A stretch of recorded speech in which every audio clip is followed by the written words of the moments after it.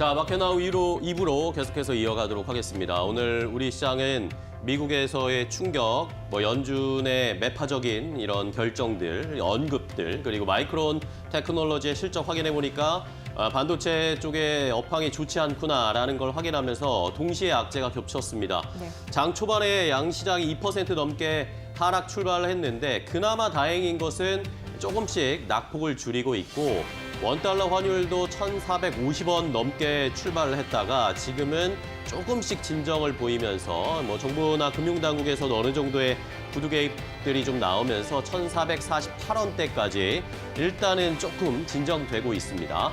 자, 미국에서의 이 큰 조정, 3대 지수가 많이 빠졌거든요. 이걸 어떻게 봐야 할지 여러 가지 해석들이 나오고 있습니다. 어쨌든 다우 지수는 10거래일째 하락세를 나타내고 있는 상황인데 그래도 트럼프와 머스크의 랠리, 이런 힘을 받은 종목들은 계속 올라가다가 지금 약간 꺾였거든요.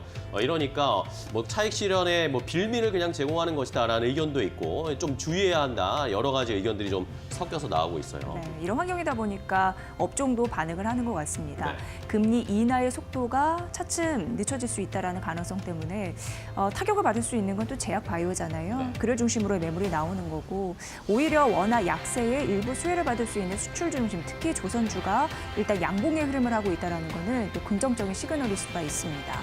이렇게 희비가 엇갈리는 주식시장 안에 대안이 무엇일지 저희가 오늘도 잘 알려드리도록 하겠습니다. 네. 자, 어제 외국인 수급이 좀 들어오면서 분위기 반전되나 싶었는데 또 하루 만에 미국발 악재가 찾아왔습니다. 오늘 시장 그럼 어떻게 움직이고 있을까요? 시장을 움직이고 있는 업종과 이슈들, 종목까지 자세하게 살펴보도록 하겠습니다. 자, 이슈 브리핑 오늘도 싱크풀을 통해서 시장의 분위기 확인해 보도록 하겠습니다. 장 초반에 출발할 때까지만 해도요, 이 싱크풀의 원이 대부분 파란색이었습니다. 거의 다 파란색으로 여러 가지 업종과 테마들이 전부 다 하락하는 그런 모습을 보이다가 개장 이제 1시간 정도가 지나니까 그나마 조금씩 빨간불이 켜지는 업종들이 나타나고 있습니다. 자, 양자기술 관련해서 간밤에 미국 뉴욕 시장이 3대 지수가 크게 조정을 받았는데 그래도 미국 시장에서 양자기술, 양자컴퓨터 관련된 종목들은 그래도 계속해서 상승 탄력을 이어가더라고요. 우리 시장에도 그런 분위기가 이어지고 있습니다. 자, 양자기술 관련된 테마주들이 그나마 힘을 내모고 있고요. 우원식 국회의장의 테마주, 정치 테마주는 이번 주에 계속해서 관심 많이 받고 있고 상승도 이어지고 있는 상황입니다. 자, 남북경협주들도 다시 또 관심이 가고 있는 상황인데 트럼프 당선인이 김정은 위원장 만날 것이다. 이런 기대감들이 형성되고 있고 국내에서도 외교부 장관이 이 트럼프 당선인이 북한과의 접촉에 끈을 놓지 않고 있다. 이런 식의 언급이 나오다 보니까 남북 경협주들은 오늘 어려운 시장 안에서도 계속 상승 탄력을 보여주고 있고요. 자, 원달러 환율이 너무나 많이 올라가고 있습니다. 이러다 보니까 시장에서 그럼 어떻게 포트를 짜야 되지? 내년의 전략을 일단은 1,400원대는 기본으로 생각하고 들어가야 된다라는 이야기, 그리고 기업들도 이런 식으로 내년 전략을 세우고 있다는 소식들이 많이 들려오고 있는데, 자, 그렇다면 수출주, 달러로 결제를 받는 이런 업체나 업종들을 잘 살펴봐야 된다. 조선주가 그런 혜택을 받을 수 있을 거다라는 이야기가 나오고 있고요.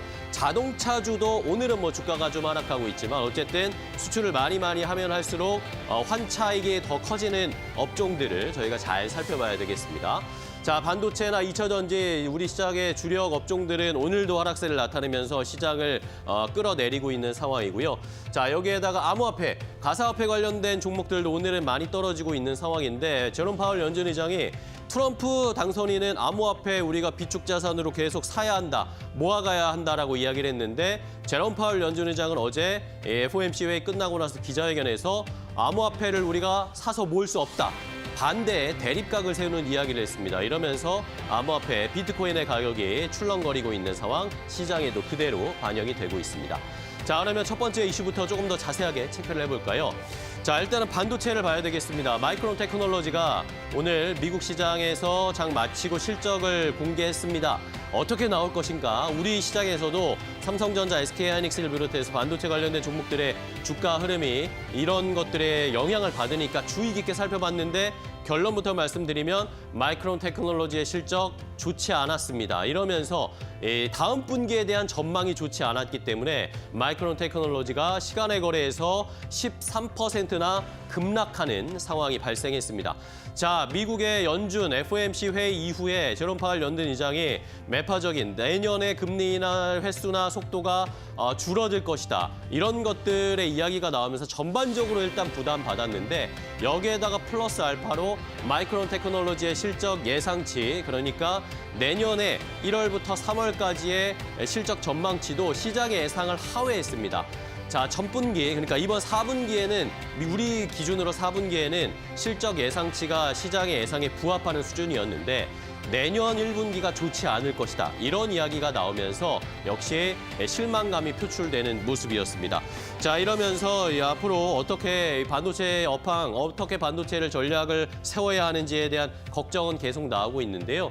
자, 이 마이크론 테크놀로지의 실적을 자세하게 보니까 AI 수요, HBM 쪽에서는 여전히 수요가 폭발적으로 증가하고 있는데 반면에 스마트폰이나 개인용 PC에 들어가는 칩 관련해서는 수요가 조금씩 둔화되고 있다라는 지표가 공개가 됐습니다. 이런 것들 때문에 실적 전망치도 좋지 않을 것이다라는 이야기가 나왔고요. 자연스럽게 우리 업체들에게도 영향을 줄 수밖에 없겠죠. 삼성전자, SK하이닉스, 메모리 쪽에서 그리고 스마트폰 그리고 PC 쪽에서의 칩 관련된 수요가 줄어들게 되면 실적에 대한 좋지 않은 전망치 삼성전자나 SK하이닉스에도 이어질 수 있다라는 그런 우려감이 커지고 있습니다. 자, 이러면서 오늘 시장, 우리 시장에서도 삼성전자도 떨어지고 있는데 SK하이닉스의 낙폭이 또 더 깊게 좀 나오고 있는 상황인데 자, 그러면 어떤 종목들, 반도체 관련된 종목들의 주가 흐름 함께 체크를 해보겠습니다. 네, 역시나 마이크론에 대한 그런 악재성 재료 때문에 우리 시장에서 하락하고 있습니다. 하지만 이제 시가 대비로 해서는 낙폭을 줄이는 양봉의 흐름을 하고 있는 흐름이니까 이 부분을 좀 참고해 보시고요. 삼성전자가 하루 만에 하락으로 전환이 됐거든요. 근데 어제 16거래 만에 매수로 전환이 됐잖아요. 근데 오전 다시 확인해 보니까 다시금 외국인이 순매도로 전환이 됐다라는 점 말씀드리도록 하겠습니다. SK하이닉스는 어제에 이어서 오늘도 떨어지고 있는데 증권사에서 내년의 영업이익 전망치나 목표 주가를 내려잡는 흐름들이 나타나기 때문에 투자 심리가 악화될 수 있는 그런 요인이 있습니다. 상대적으로 더 많이 빠지면서 3.8% 약세입니다. IT 수요가 부진할 수 있고 메모리 재고 조정 영향, 반도체 규제 영향 이런 분들이 있기 때문에 실적에 대한 우려가 일부 있다라고 받아들이시면 되고 어제는 사실 수급상으로 외국인과 기관의 쌍끌이 매수세가 SK하이닉스에 붙었는데 오전장 확인해 보니까 다시금 삼성전자와 비슷하게 외국인이 순매도로 돌아서는 흐름 현재장에서 보여지고 있습니다. 자, 한미 반도체도 오늘 3.8% 약세 흐름으로 SK하이닉스와 동반 같이 가는 흐름들이 있는데 오늘 한미 반도체는 외국인 이번 주 내내 팔고 있거든요. 그런 흐름들이 이어지고 있고요. 다만 하나 마이크론이 반도체 관련주 중에 낙폭이 그래도 적잖아요. 이 이유가 최근 외국인의 순매수세가 오늘까지 13거래일 좀 붙고 있는 좀 상반된 흐름들이 나타나고 있어서 그런 부분으로 낙폭이 제한적이다. 이렇게 설명할 수 있을 것 같습니다. 자, 반도체 관련주들 낙폭을 회복하면서 오전장 조금 더 좀 힘을 낼 수 있을지는 봐야 될 것 같습니다. 하지만 전반적으로 분위기는 우울하다. 이렇게 정리를 해볼 수 있을 것 같습니다. 다음 테마 넘어가 보도록 하겠습니다. 자, 이번에는 원달러 환율을 살펴봐야 되겠습니다. 오늘 원달러 환율이 개장하면서 출발할 때 1,453원으로 시작을 했습니다. 자, 이 수치는 1,450원대까지 뚫고 올라간 것인데 자, 환율이 지금 계속 올라가고 있습니다. 자, 2009년에 3월 16일에 이때 1,450원대가 뚫렸는데 그때는 어떤 일이 있었냐? 미국발 세계 금융위기가 있었을 때죠. 그러니까 어쨌든 대외적인 환경이 좋지 않았고 우리 시장도 타격을 받으면서 그때는 환율이 올라갔던 것이었는데 자, 지금은 우리 시장만 환율이 치솟고 있는 상황이라서 우려스러울 수밖에 없는 상황입니다. 오늘 최상목 경제부총리가 이런 환율 변동 때문에 단기적인 변동성 확대될 수밖에 없을 것이다. 차분한 시장의 대응이 필요하다라는 그런 코멘트를 남기기도 했는데 일단은 1,450원대로 출발했다가 지금은 1,448원 정도까지 일단은 1,450원대 아래로 내려오기는 했습니다. 자, 이렇게 환율이 계속해서 올라가다 보니까 내년에 전략을 어떻게 세워야 되는지 굉장히 복잡해지고 있는 상황입니다.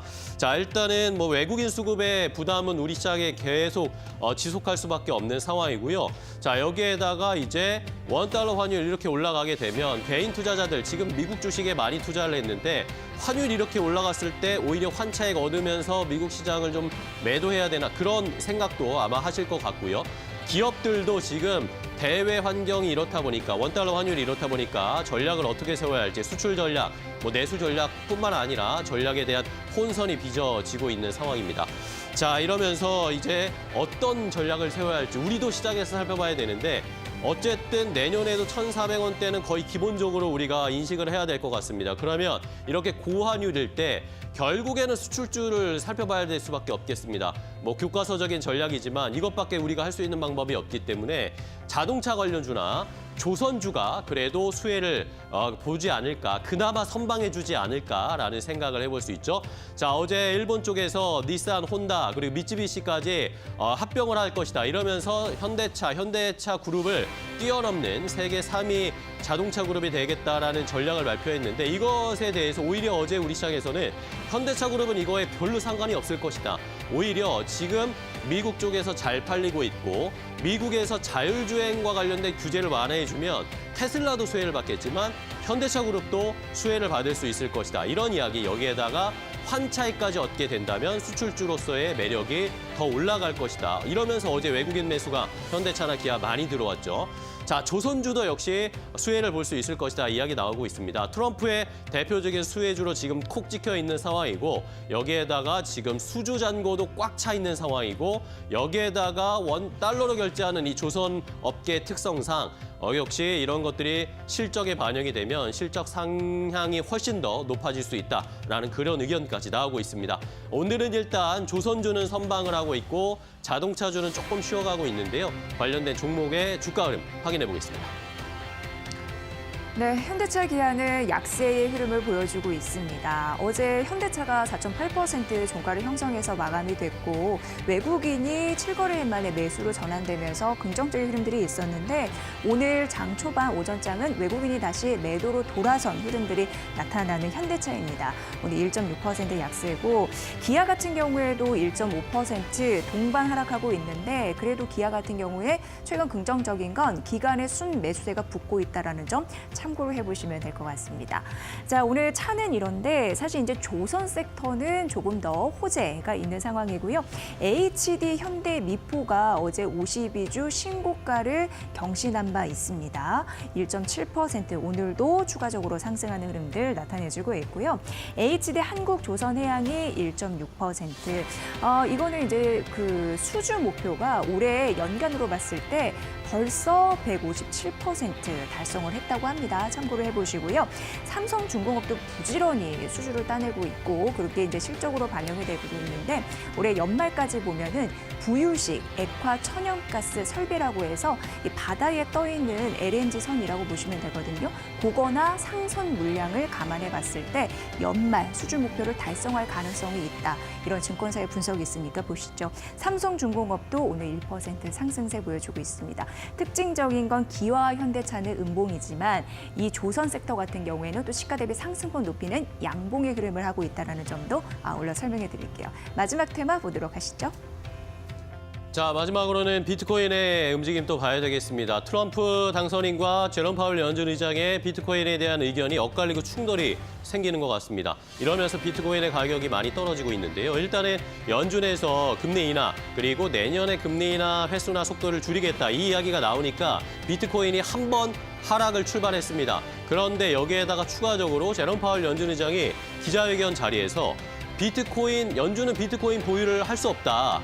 그러면서 관련된 법 개정은 의회에서 할 것이지 연준은 따로 법 개정을 하지 않을 것이다. 그러니까 비트코인을 이렇게 매수하거나 보유하지 않을 것이다라고 파월 의장이 이야기를 했습니다. 이러다 보니까 그 충격, 금리 인하 이후에 충격받고 한 번 더 파월 의장의 이야기를 듣고 충격을 받으면서 비트코인의 가격이 한때 미국 쪽에서 10만 달러가 붕괴되는 거 아닌가 그 정도 선까지 내려갔다가 일단은 지금 이 저가 매수세가 약간씩 반발 매수세가 들어오면서 낙폭은 줄이고 있는 상황입니다. 자, 이러면서 이 비트코인의 가격이 떨어지니까 전반적인 코인 가격이 한꺼번에 내려갔고요. 우리 시장에서도 이 암호화폐, 가상화폐 관련된 추종하는 종목들의 주가가 출렁거리면서 떨어지고 있습니다. 자, 트럼프 대통령 당선인은 암호화폐를 통해서 큰일을 낼 것이다. 미국이 전략자산으로 비트코인 매수할 것이다라는 이야기를 강조를 계속하고 있는데 파월 의장이 이렇게 갑작스럽게 반발하는 대립각을 세우는 이야기를 했기 때문에 과연 이것에 대해서 트럼프 당선인은 또 어떤 이야기를 하게 될지 이것에 따라 코인의 움직임을 확인해 보셔야 되겠고요. 일단은 코인 가격은 조금 지지를 해주고 있는데 비트코인, 암호화폐 관련된 주식 종목들은 오늘 좀 낙폭이 크게 나오고 있습니다. 관련된 종목들의 주가 흐름 함께 체크해 보겠습니다. 네, 국내 최대 가상자산 거래소 업비트를 운영하는 두나무의 지분을 한 6% 갖고 있는 하나투자증권, 오늘 4.8% 밀리고 있는 상황입니다. 역시 두나무의 지분을 7% 이상 보유하고 있는 우리기술투자 역시 4.3% 약세입니다. 자, 빗썸코리아의 지분을 갖고 있는 T사이언티픽이 3.7% 약세인데 T사이언티픽의 최대 주주 30% 이상 지분을 갖고 있는 위지트 역시 관련주로 3.8% 약세입니다. 코인원 지분을 38% 갖고 있는 컴투스 홀딩스 역시 가상화폐 관련주이고요. 오늘 5.8% 약세 흐름을 보이고 있습니다. 시가 대비 낙폭을 좀 확대하면서 마감이 될 수 있을지 끝까지 지켜봐야 할 필요성이 있겠습니다. 자, 흔들리는 시장에서 종목별 대응 전략도 알아봐야 되겠습니다. 오늘도 이데일리온 파트너와 함께 종목별 투자 전략 알려드리도록 하겠습니다. 네.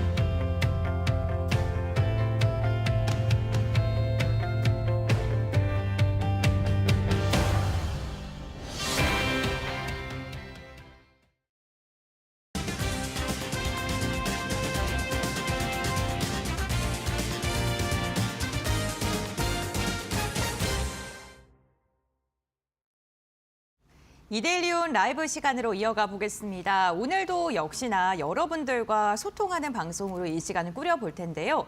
방송 보시면서 궁금한 게 있으신 시청자분들께서는 채팅창에 궁금증 남겨주시면 파트너님과 함께 시장에 대한 해답을 모색하는 시간으로 진행해 보겠습니다. 오늘 이 시간 이데일리온의 이시우 파트너 함께합니다. 안녕하십니까? 네, 반갑습니다. 네, 반갑습니다. 저희가 인사는 반갑게 했는데 네, 시장은 좋지 못한 모습입니다. 우선 FOMC 회의 그리고 파월 의장의 발언들이 우리 시장으로 글로벌 증시 전반적으로 발목을 잡고 있는 모습인데요.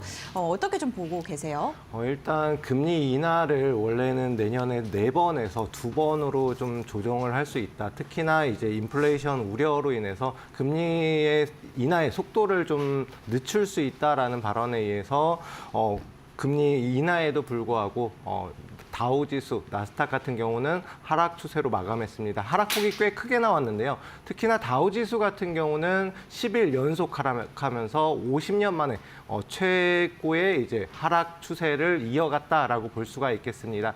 다만 이제 뉴욕 증시 같은 경우는 아직도 이제 기술주 단기적 차익 실현 물량이 나오면서 조정을 받았다라고 볼 수가 있겠고 단기적 조정 가능성이 큽니다. 다시금 충분히 반등 추세로 이어질 가능성이 있는데 하루 이틀 정도는 좀 추가적 조정 가능성이 있는 만큼 좀 주의해서 살펴볼 필요가 있겠고요.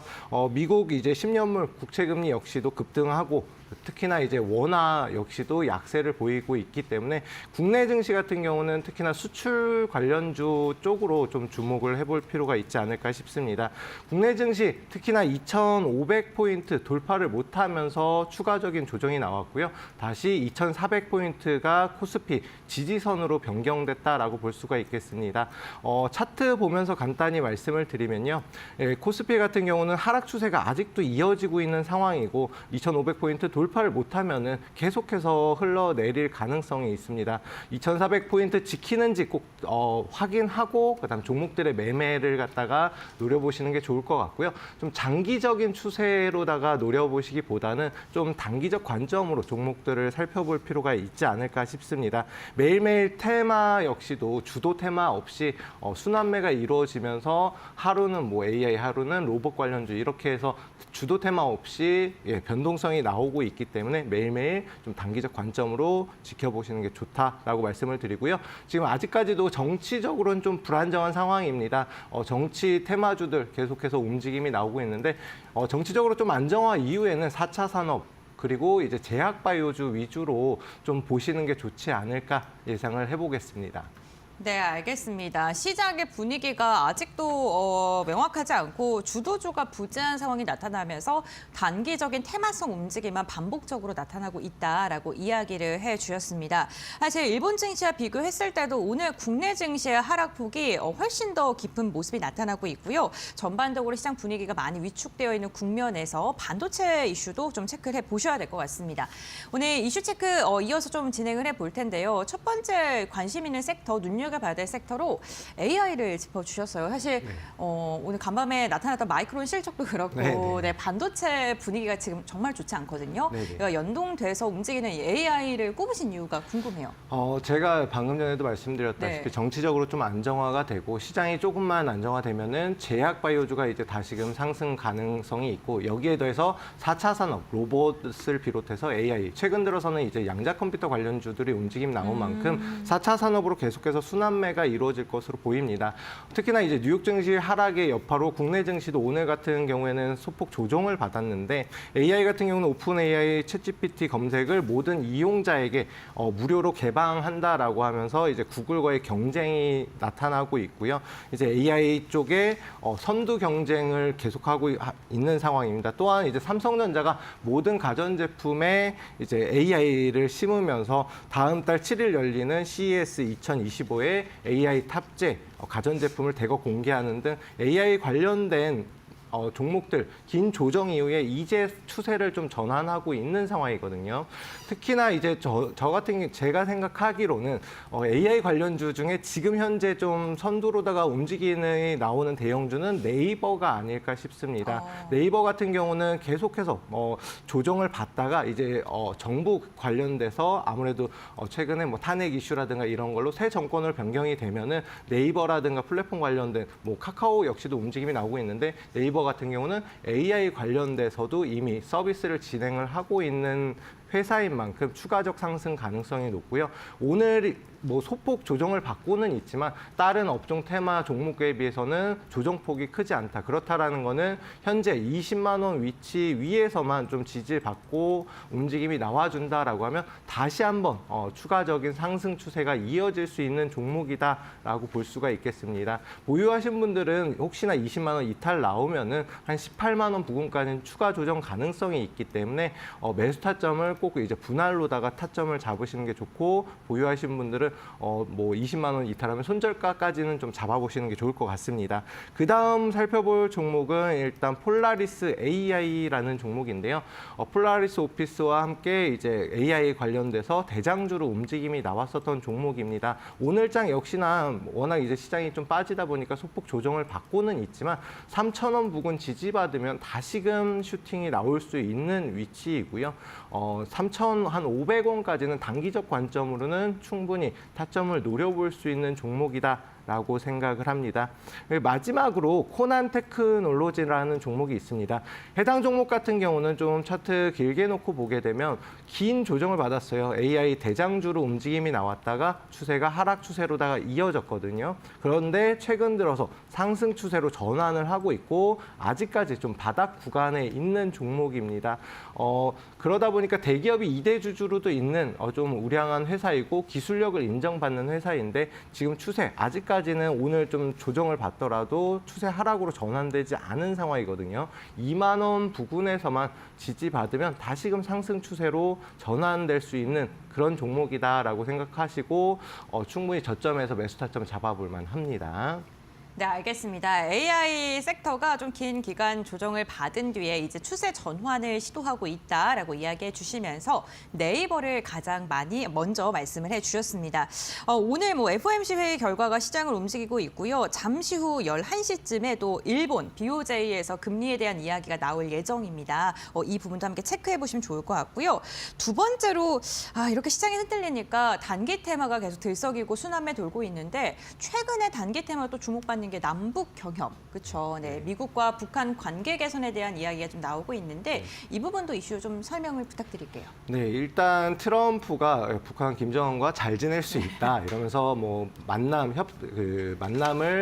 주선할 수 있다라는 상황이기 때문에 혹시나 좀 기대감의 상승이 나오고는 있습니다. 상승이 나오고는 있는데 워낙 이제 최근 들어서 이제 북한에서 러시아에 파병을 하는 등 이제 좀 변동성이 예상이 되는 종목이거든요. 그런 만큼 해당 테마는 조금 단기적으로 남북 경협 같은 경우는 단기적으로 좀 보시는 게 좋지 않을까 싶습니다.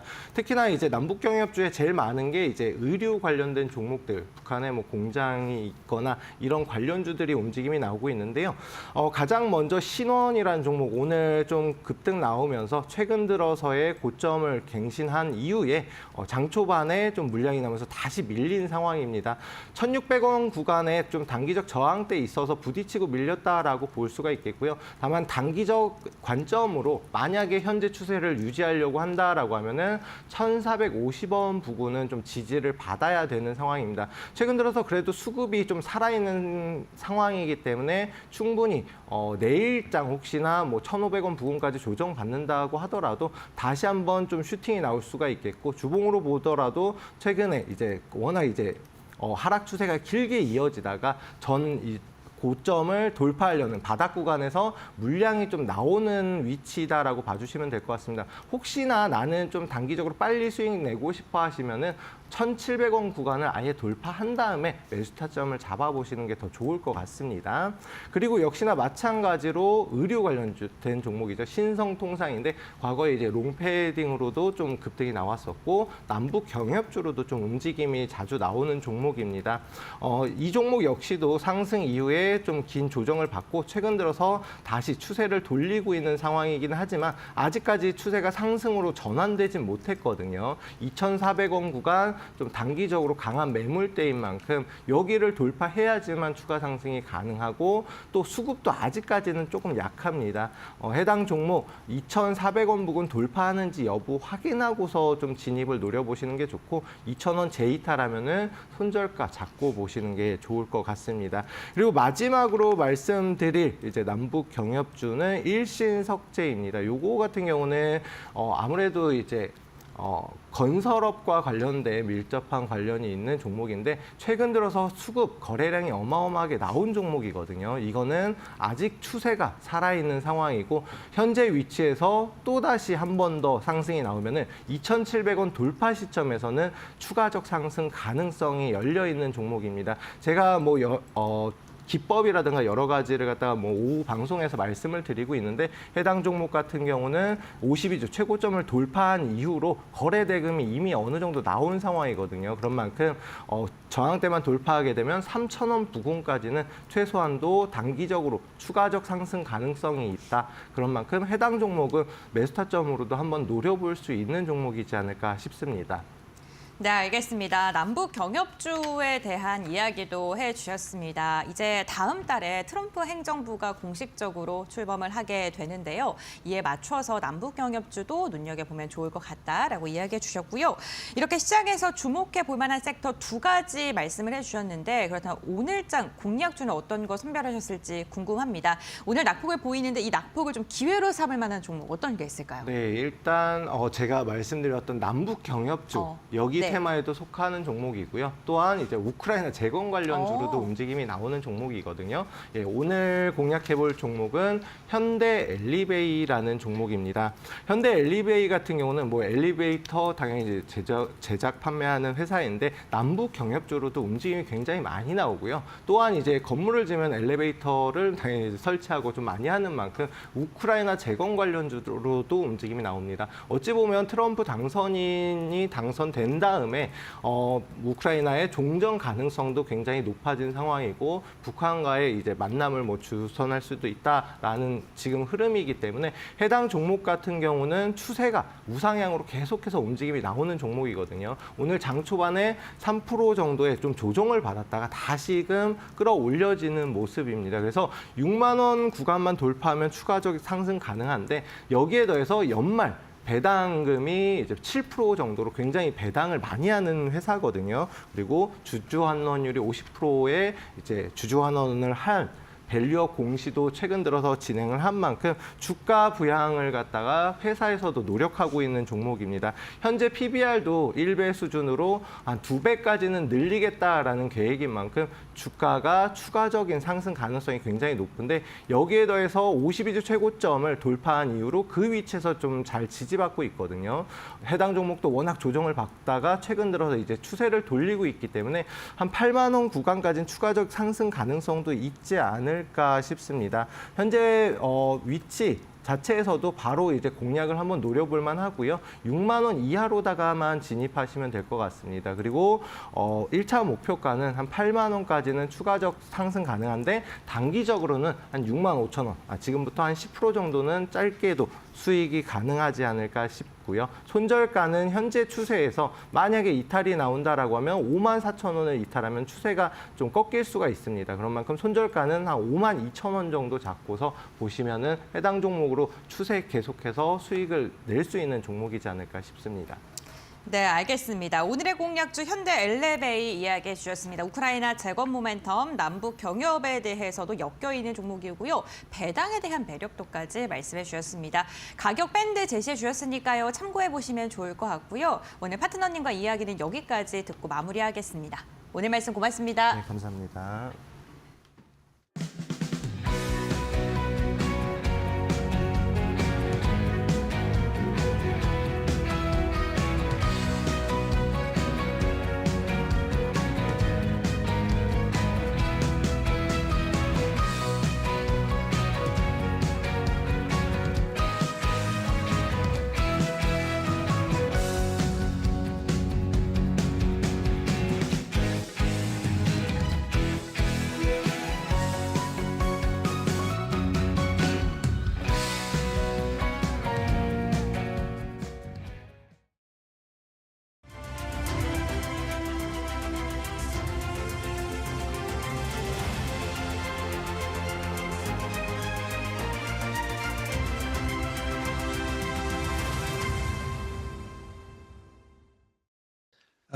I think that would indicate that they still have some concerns about the economy and that they feel it's necessary to provide a little bit more stimulus to keep the economy growing.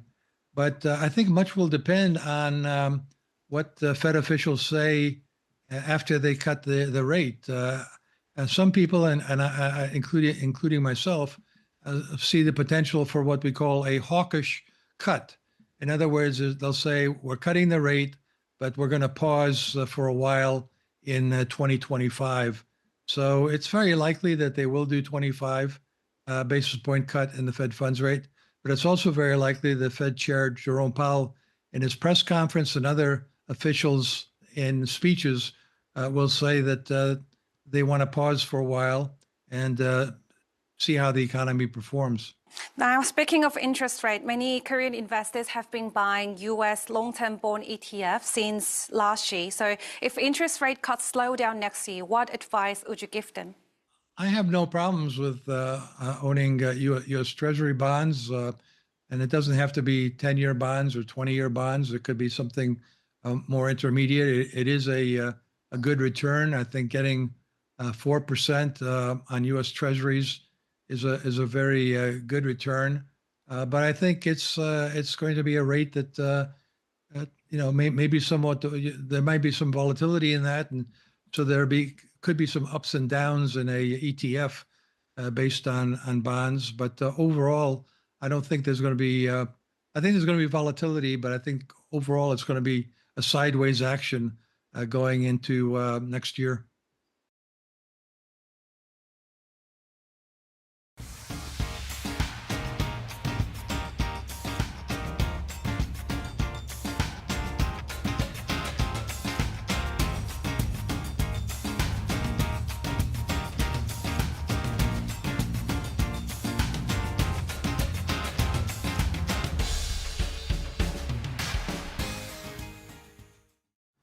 자, 이데일리 TV 인사이트로 이어가겠습니다. 시장에 조금 더 깊이 들어가서 시장도 분석해보고 대응책도 알아보도록 할 텐데요.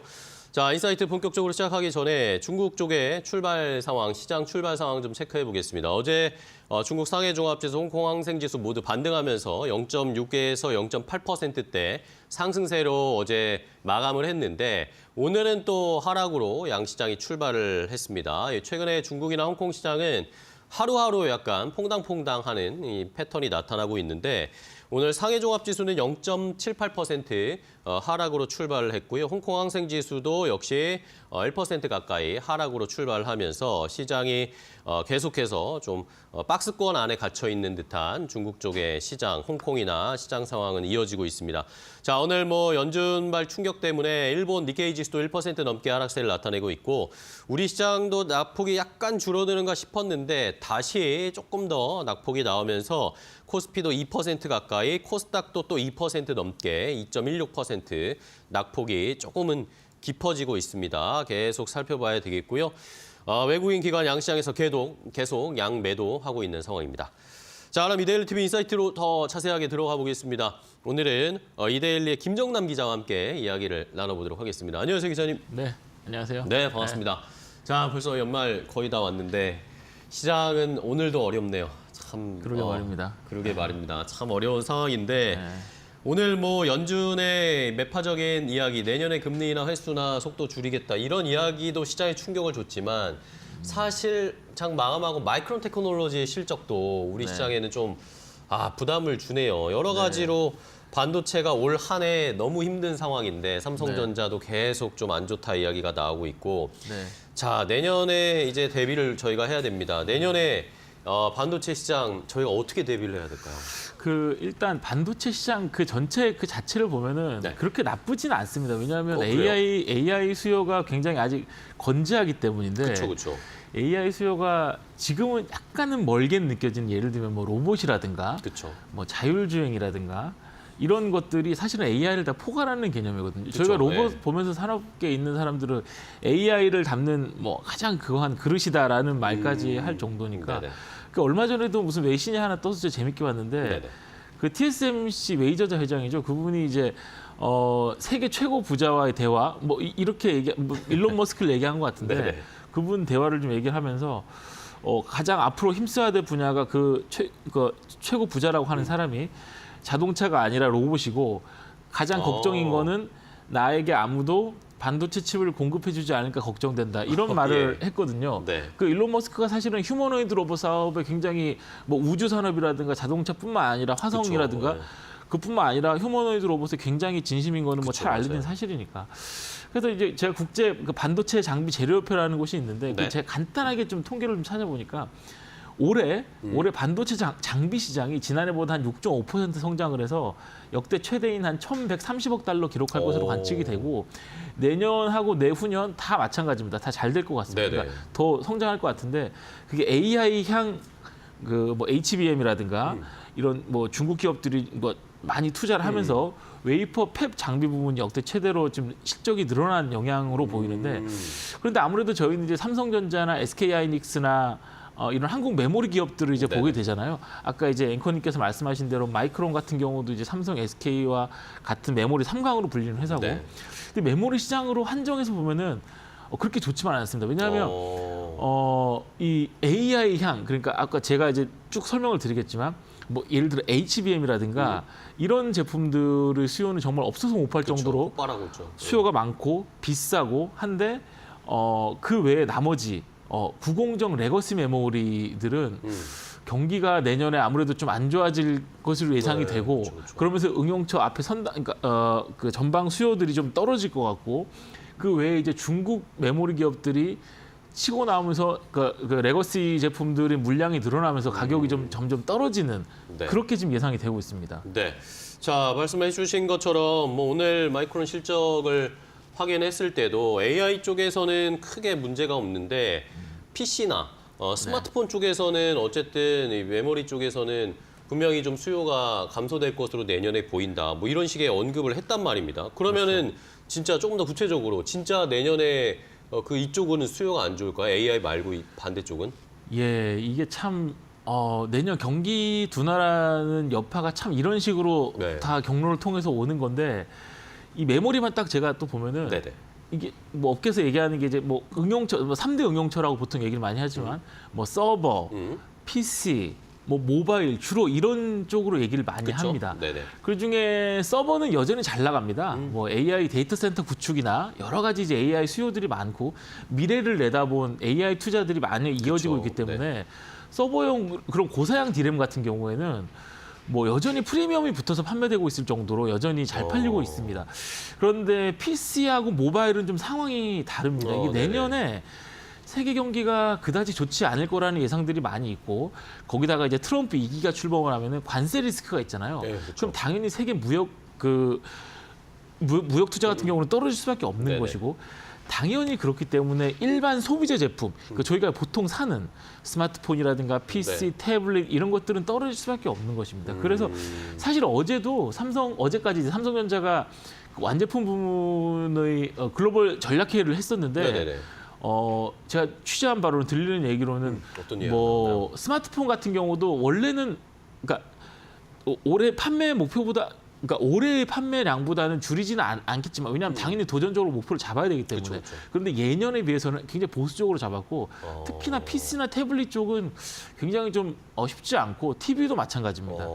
그런 상황이기 때문에 이런 여러 리스크들을 감안해서 좀 아무래도 메모리 쪽은 좀 특히 범용 메모리 쪽은 네네. 쉽지 않을 것 같다. 이런 좀 관측들이 많이 있고요. 실제로 제가 통계를 간단하게만 말씀드리면 네네. 이게 가트너라는 곳이 있잖아요. 네, 그 시장조사 시장조사 업체. 업체죠. 올해 3분기에 이제 전 세계 PC 출하량을 보니까 6,300만 대입니다. 그러니까 작년보다 한 1% 이상 줄었습니다. 앞으로 내년에 더 떨어질 가능성이 있고 그래서 업계에서는 어떤 얘기까지 나오냐면은 사실은 올해 메모리 기업들이 좀 돈을 벌었잖아요. 근데 네네. 사실 작년까지만 해도 적자였습니다. 그러니까 PC나 모바일용 메모리 시장은 적자였던 그러니까 지난해보다도 내년에 뭐 크게 나아질 게 없을 것 같다. 쉽게 얘기하면은 좀 진짜 적자를 낼 수도 있는 그쪽 부분에서는 예. 그런 거 아니냐라는 얘기까지 나올 정도로 그러니까 먼 미래 투자를 위한 그 선제 투자를 위한 AI를 빼면은 일반 소비재 시장이 좋지 않기 때문에 범용 메모리 가격이 좀 떨어지고 있는 그런 상황인 겁니다. 네. 자, 문제가 이게 뭐 일단은 뭐 경기가 안 좋을 것으로 예상이 되니까 이런 소비나 수요 자체에서도 문제인데 네. 또 여기에다가 하나 더 문제가 얹어진 것이 네. 중국입니다. 그렇죠? 메모리 저희가 계속 기자님이랑도 그렇죠. 나눴지만 결국에는 중국의 반도체 업체들이 이거 저가로 지금 막 메모리를 찍어내니까 이러니까 가격도 떨어뜨리고 있고 이러면서 우리 업체들도 피해를 보고 있고 이게 네. 겹겹이 지금 문제예요. 이게 제가 몇 번 제가 말씀드렸던 것 같은데 네. 그러니까 좀 오해하지 않으 시청자분들께서도 그렇게 오해하지 네네. 않으셔서 들으면 좋겠는 게 생산량이 증가한다는 게 곧 수율의 개선을 의미하는 건 아닙니다. 그쵸. 그러니까 여전히 중국 제품들은 수율이 낮기 때문에 삼성이나 SK에 비해서 불량품도 많고 아직은 수율이 확 올라온 건 아니지만 생산량 캐파가 늘어나고 있다는 그 자체, 특히 제가 저번에 말씀드렸듯이 거의 메모리 3강 체제를 네, 흔들 수 있을 따라오고 정도다라는 그런 정도로 지금 캐파를 늘리고 있기 때문에 네네. 그거는 당연히 수율도 조금씩 올라가고 있다는 걸 의미하는 거거든요. 이거는 특히 범용 제품에서. 그래서 지금 그 선두주자가 이제 제가 전에 말씀드렸던 창신 메모리라는 회사죠. 근데 창신 메모리가 이제 90정 레거시, 이게 DDR4 디램 그 물량을 적극적으로 지금 공급을 하고 있는데 이게 어떤 식으로 또 삼성 SK한테는 파급이 오냐면은 이러면서 사실은 DDR5 디램, 최신 DDR5 디램 시장까지 압박을 받고 있거든요. 그러니까 삼성전자와 SK하이닉스가 DDR4 디램 뭐 수익성이 당연히 떨어지니까, 왜냐하면 중국이 들어오면서 그쵸. 가격이 싸게 떨어지니까. 들어오니까. 그래서 지금 그 하락분을 보존하기 위해서 DDR5 디램 공정 전환에 계속 속도를 내고 있는 거거든요. 그쵸. 그러면은 그러니까 두 회사가 뭐 3분기 때 공이 얘기했듯이 컨퍼런스 콜 같은 데서 뭐 이런 얘기 많이 하잖아요. 뭐 레거시를 축소하고 네네. 뭐 선당 공정으로 전환하게, 이런 언급이 다 네네, 이 얘기거든요. 그러니까 그래서 이제 달리 말하면은 삼성전자와 SK하이닉스 DDR5 디램 물량이 늘어난다는 건데, 그래서 조금 이상한 조짐이 요즘 보이고 있는 게, 뭐죠? DDR4 디램은 당연히 가격이 떨어지는 게 이해를 할 수 있는데 그쵸. 최신 DDR5 디램 가격까지 떨어질 조짐을 보이고 있다. 그런 게 만약에 내년까지 이어질 경우에는 조금 실적에도 조금 좋지 않을 것 같은 그런 좀 조짐이 보인다. 그러니까 실제로 지금 트렌드포스라는 그 시장 조사 기관에서는 창신 메모리가 DDR4 디램 생산을 늘리니까 글로벌 3대 메이저 메모리 기업, 그러니까 뭐 마이크론이나 삼성, SK SK 가. 얘네들이 공정 전환을 가속화하면서 DDR5 디램의 공급량 증가 압력을 높이고 있다, 이렇게 말을 했습니다. 그래서 사실은 내년부터 정말 메모리 다운 사이클이 진짜 1년 만에 또 다시 오는 거 아니냐, 이런 우려들이 좀 나오고 있는 그런 상황인 것이죠. 그러게요. 네. 자, DDR4를 중국이 막 따라오니까 지금 뭐 우리 입장에서 삼성전자나 SK하이닉스는 DDR5로 빨리 네. 넘어가서 이거 DDR4의 뭔가 수익이 떨어져 나가는 걸 만회를 DDR5로 해야 되는데, DDR5도 가격이 떨어지면 네. 전반적으로 어쨌든 실적, 메모리 쪽의 실적은 더 안 좋아질 수밖에 없겠다. 네. 그러면 실제로 가격의 하락폭이 눈에 보이는 정도인가요? 제가 이제 디램 익스체인지라고 뭐 잘 네네. 시청자분들 잘 아시겠지만, 거기 이제 PC랑 모바일 안 좋다고 그랬잖아요. 네. PC용 DDR5 디램 16기가비트 제품을 보니까 지난달에 네. 평균 고정 거래 가격이 3.9달러를 기록해가지고 전월 대비 한 3.7% 정도 하락했습니다. 이게 많이 하락한 겁니다. 그쵸, 한 달 예. 만에. 이 DDR5 디램은 그러니까 현물 가격도 지금 하락하고 있는데, 지난 한 9월 초쯤 보니까 같은 제품이죠. DDR5 디램 16기가비트 제품을 보니까 한 현물 가격이 한 5달러를 약간 웃돈, 한 5달러 정도 됐었는데, 초반이었는데. 이번 달 초죠. 한 지난 2일 제가 확인해 보니까 한 4.75달러 정도로 낮아진.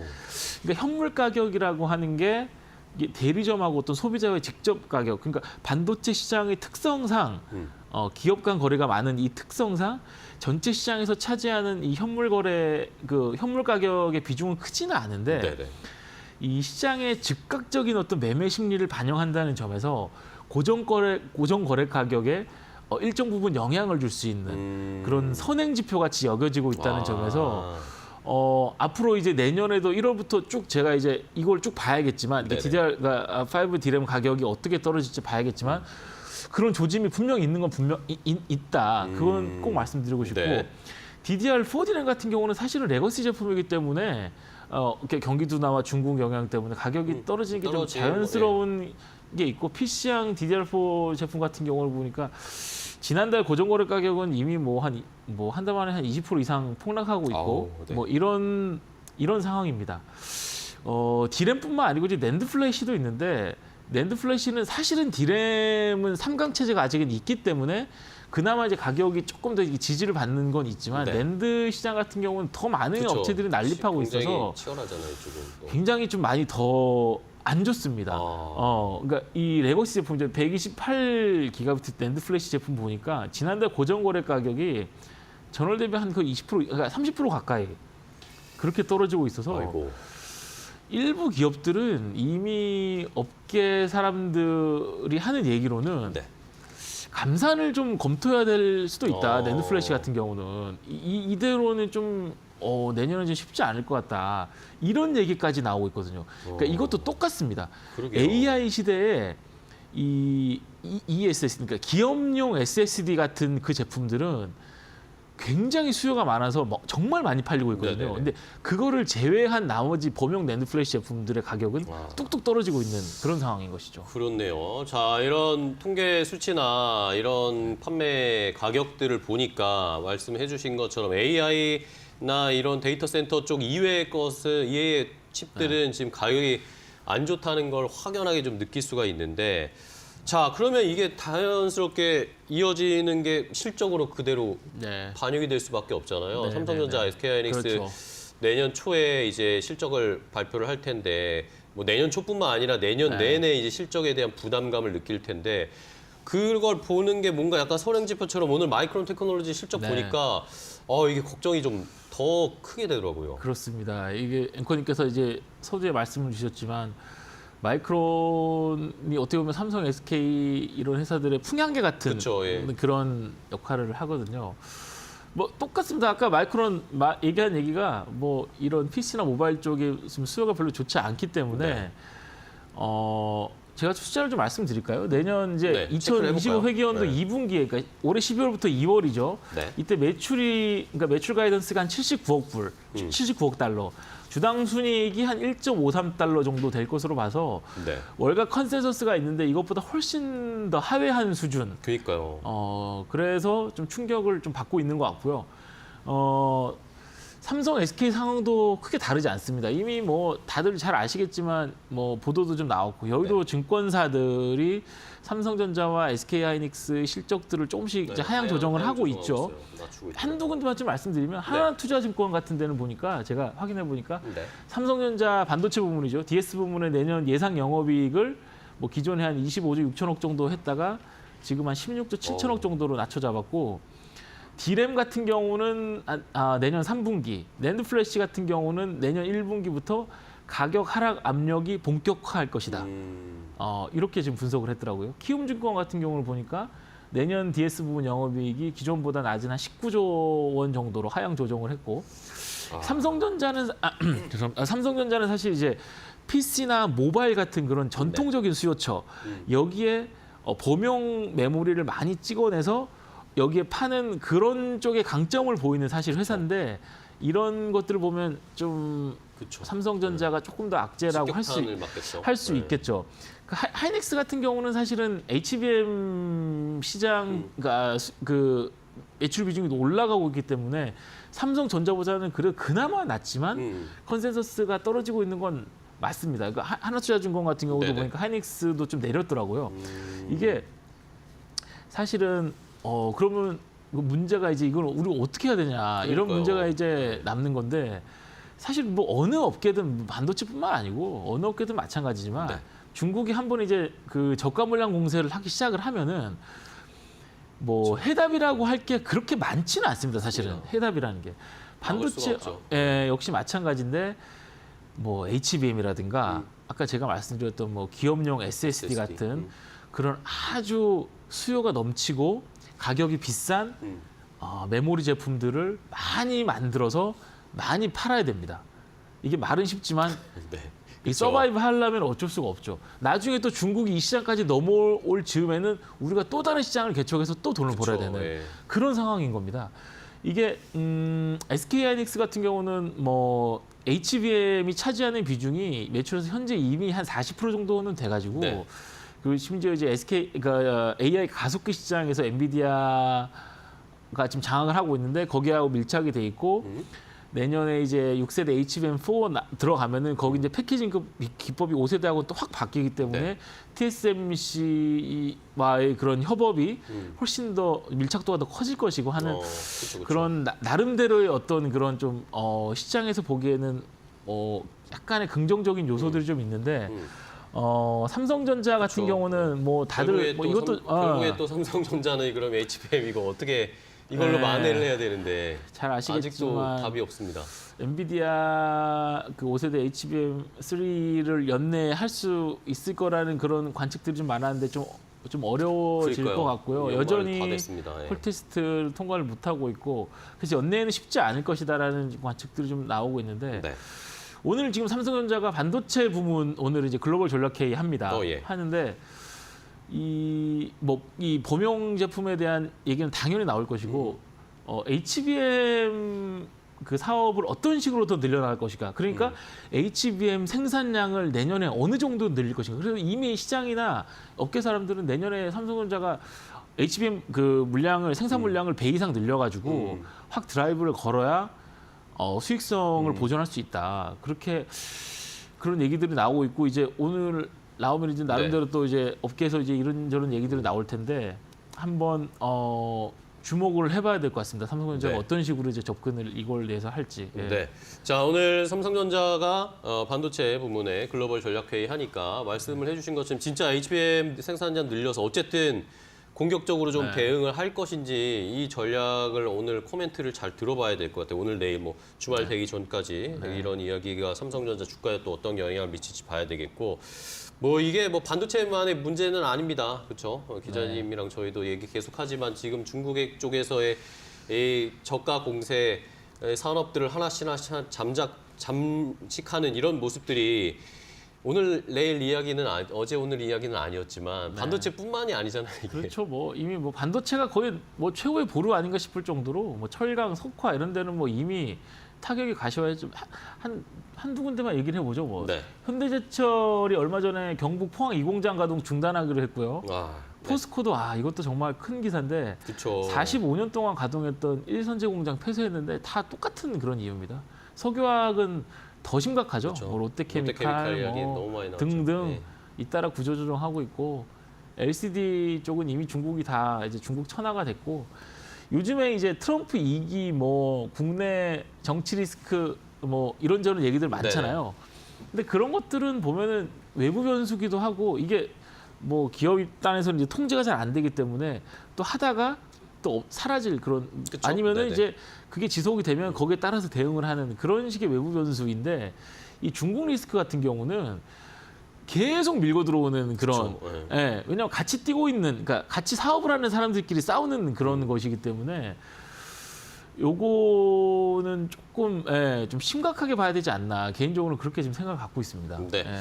자, 뭔가 대책은 필요하지만 지금 뭐 기업들이 어쨌든 뭐 머리를 짜내면서 여러 가지 대책을 세우고 있겠지만 중국의 이 속도 자체는 저희가 진짜 너무나 무서운 게 현실입니다. 무섭게 느껴질 수밖에 없는데 자, 그러면은 또 시장에서 어쨌든 반도체 우리가 얘기 오늘 집중을 하고 있으니까 삼성전자 이야기로 돌아오면 뭐 HBM도 빨리 퀄 테스트를 통과하는 게 급선무이긴 한데 파운드리도 또 문제예요. 그렇죠. 파운드리 쪽에서도 어쨌든 지금 얼마 전에 인사하면서 수장을 교체하긴 했는데 파운드리 쪽에서도 이게 경쟁이 만만치가 않단 말입니다. 네. 그렇습니다. 이 시간이 많이 안 남았죠, 저희가. 괜찮습니다. 괜찮아요? 네. 이 파운드리 시장도 참 이게 문제라기보다 참 어렵네요. 어려워요, 예. 참 어렵네요. 이게 이 TSMC가 너무 압도적이어가지고 네. 이 통계를 간단하게 이거 시장조사업체 IDC라는 곳이 있는데 여기에 예상을 하기를 내년 그 파운드리 TSMC 점유율이 66% 될 거다 이렇게 전망하더라고요. 네.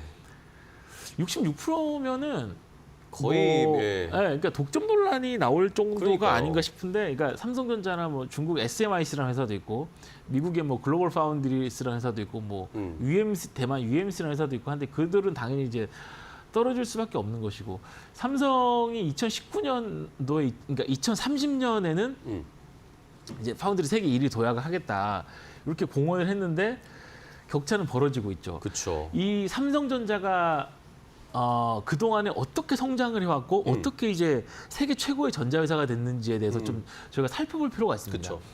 지금까지 삼성전자가 1위를 했던 그런 그 업종 품목들을 보면은 자, D램, TV, 뭐 스마트폰 이런 것들은 하나의 공통점이 있어요. 이게 세계적인 그런 규격이 있고, 그러니까 예를 들어 이 볼트너트 끼우는 거 이게 세계 어디서든지 간에 그쵸. 그 생산하는데 문제가 없고 처음에 시장에 진입을 할 때 가격을 낮춰서 점유율을 높인 다음에 규모의 그러니까 경제를 형성을 해서 그 다음에 프리미엄 제품을 내놔서 고급화 전략을 병행하는 그런 식으로 지금 갤럭시 똑같습니다. 그렇죠. TV도 똑같고요. D램도 지금 그렇게 해서 그러니까 이 세 개가 지금 다 중국 때문에 지금 그러니까 따라오고 있는 그런 상황인데 지금까지 삼성전자 성공 방정식이 이런 식으로 규모의 경제를 이뤄서 그 점유율을 먹는 이런 식으로 했는데 파운드리 시장은 성격이 아예 다릅니다. 그러니까 각 회사로부터 수주를 받아서 맞춤형으로 제품을 해줘야 되니까 규모의 경제라는 게 물론 일정 정도의 그 처음에 이제 파운드리 공정을 구축할 때는 당연히 그게 있지만 네. 각자 각 회사마다 요구하는 게 다르기 때문에 거기 맞춰줘야 되는 게 있거든요. 맞춤형으로 주문을 애플이 하려고 다르고 하죠. 또 메타가 다르고 다 다르잖아요. 그렇기 때문에 이게 말이 쉽지 사실은 지금까지 일했던 방식들을 다 뜯어 고쳐야 되는. 그렇죠. 그러니까 철저하게 서비스 마인드로 뭐라 그럴까요? 그러니까 각자 고객사한테 처음부터 끝까지 맞춰줘야 되는 그렇죠. 대응을 해줘야 그런 되고. 식으로 달라지는 겁니다. 그러니까 이게 사실 시스템 LSI가 적자를 지속하고 있는 이유도 사실 비슷한 이유거든요. 근데 지금 삼성전자 반도체 부문에서 진짜 잘 나간다. 이분은 진짜 에이스다라고 하는 사람들은 사실은 다 메모리 출신들입니다. 아, 그래요? 지금 파운드리 그 사업 그 부장 요번에 새로 온 이거 북미에서 넘어온 이 네네. 한진만 사장이라는 한진만 사장, 분도 네. 사실은 메모리 사업부에서 지금까지 계속 그러니까 수십 년 동안 메모리에 계셨던 분이거든요. 네. 그러니까 그만큼 이제 삼성 파운드리는 무엇보다 이제 서비스 마인드를 갖고 고객 중심으로 일하는 마인드부터 바꿔야 되는 그런 숙제를 안고 있다. 이게 사실 가장 중요한 포인트다라고 그렇네요. 말씀을 드리고 싶고 뭐 기술적으로 보면 그거는 뭐 다 알고 계시다시피 가장 최선단이죠. 2나노 공정에서 수율을 높이는 게 그게 가장 중요할 것 같습니다. 사실 제가 좀 말하기도 민망한 정도의 수율인데 제가 직접 말씀드리기 네. 좀 뭐하지만 뭐 TSMC 같은 경우는 사실 지금도 2나노 수율은 뭐 한 50%, 60%, 70% 한 이 정도 60, 70% 정도 나온다고 이제 알려져 있는데 삼성전자는 사실은 거의 아주 낮은 수준의 절반도 안 수율이고 됩니까? TSMC? 3나노 같은 경우도 알려지기로는 삼성전자가 이제야 한 5, 60% 정도, 60, 70% 이 정도 됐다. 이미 이제 거기 3나노 TSMC 같은 경우는 이미 아주 높은 상황이거든요. 네. 80% 이상, 90% 이상 이 정도인데 2나노 공정의 수율 개선이 여러 가지 상징성이라든가 그걸로 봤을 때도 가장 중요한 것 같고 신뢰죠. 신뢰도죠. 그렇죠. 그 수율이 네. 나오는 게. 그렇죠. 네. 실제로 이제 한진만 사장이 이제 임직원들한테 보낸 첫 메시지가 얼마 전에 나왔는데 네. 이게 그러니까 타사 대비해서 그러니까 타 대형 그러니까 메이저 그 TSMC 대비해서 뒤처지는 기술력을 갖고 있다는 거 우리 인정해야 된다. 그러면서 이제 핵심 과제로 2나노의 빠른 램프업, 그러니까 생산량 확대를 꼽았고요. 네네. 그런데 그러니까 2나노에서 아까 말씀하신 대로 이제 TSMC 기술력이 밀리지 않는다라는 상징적인 어떤 그런 게 있게 되면 그렇죠. 빅테크 수주전에서도 좀 의미 있는 그런 변화를 가져올 수 있는 그런 계기가 될 수 있을 것 같고요. 요거 플러스 해가지고 네네. 2나노, 3나노뿐만 아니라 예를 들면 5나노 공정이라든가 7나노 공정 쪽도 사실 수요가 많습니다. 그래서 이쪽에서도 좀 많은 영업을 좀 잘해서 그래서 이쪽에서도 좀 이제 매출을 좀 같이 띄우는 그런 식으로 좀 전략을 가져가야 되지 않나 이렇게 생각이 듭니다. 네, 알겠습니다. 자, 오늘은 뭐 올 한 해 참 말도 많았고 여러 가지 걱정이나 주변에 뭐 걱정도 하고 비판도 하지만 또 응원하는 분들도 너무 많잖아요. 그럼요. 잘 됐으면 좋겠기 때문에 그렇습니다. 어쨌든 우리나라의 중요한 기관 산업이기 예. 때문에 잘 돼야 되기 때문에 여러 가지 방안들을 찾고 있습니다. 오늘 또 뭐 글로벌 전략회의 하고 있다는데 삼성전자도 어떤 카드를 꺼내게 될지 내년에는 조금 더 개선된 시장 상황도 그렇고 자체 경쟁력도 좀 레벨업 시켰으면 하는 바람으로 오늘 한번 정리를 해봤습니다. 오늘 김정남 기자와 함께 이야기 나눴는데요. 올 한 해도 고생 많으셨고 예, 새해에도 또 좋은 인사이트, 좋은 정보 가지고 함께 좀 이야기 나눠주시면 감사하겠습니다. 오늘 좋은 말씀 잘 들었습니다. 고맙습니다. 감사합니다. 예, 고맙습니다. 고맙습니다.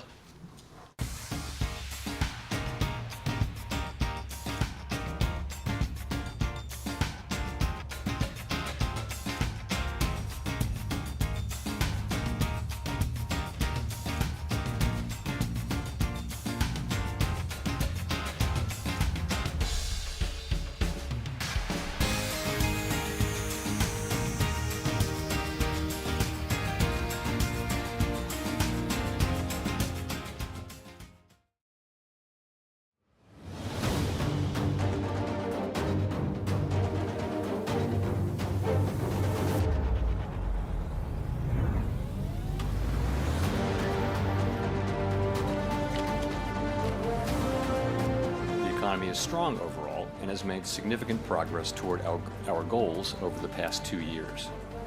The labor market has cooled from its formerly overheated state and remains solid. Inflation has moved much closer to our 2% longer run goal. We're committed to maintaining our economy's strength by supporting maximum employment and returning inflation to our 2% goal. To that end, today, the Federal Open Market Committee decided to take another step in reducing the degree of policy restraint by lowering our policy interest rate by a 1/4 percentage point. We're not trying to make decisions about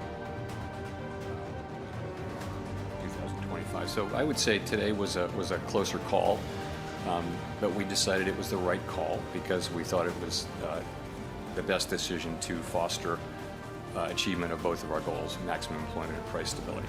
We see the risks as two-sided, moving too slowly and needlessly undermine economic activity in the labor market, or move too quickly and needlessly undermine our progress on inflation. So we're trying to steer between those two risks. And on balance, we decided to go ahead with a further cut, and I'll give you some details on why. The outlook is pretty bright for our economy. We have to stay on task, though, and continue to have restrictive policy so that we can get inflation down to 2%. And to you.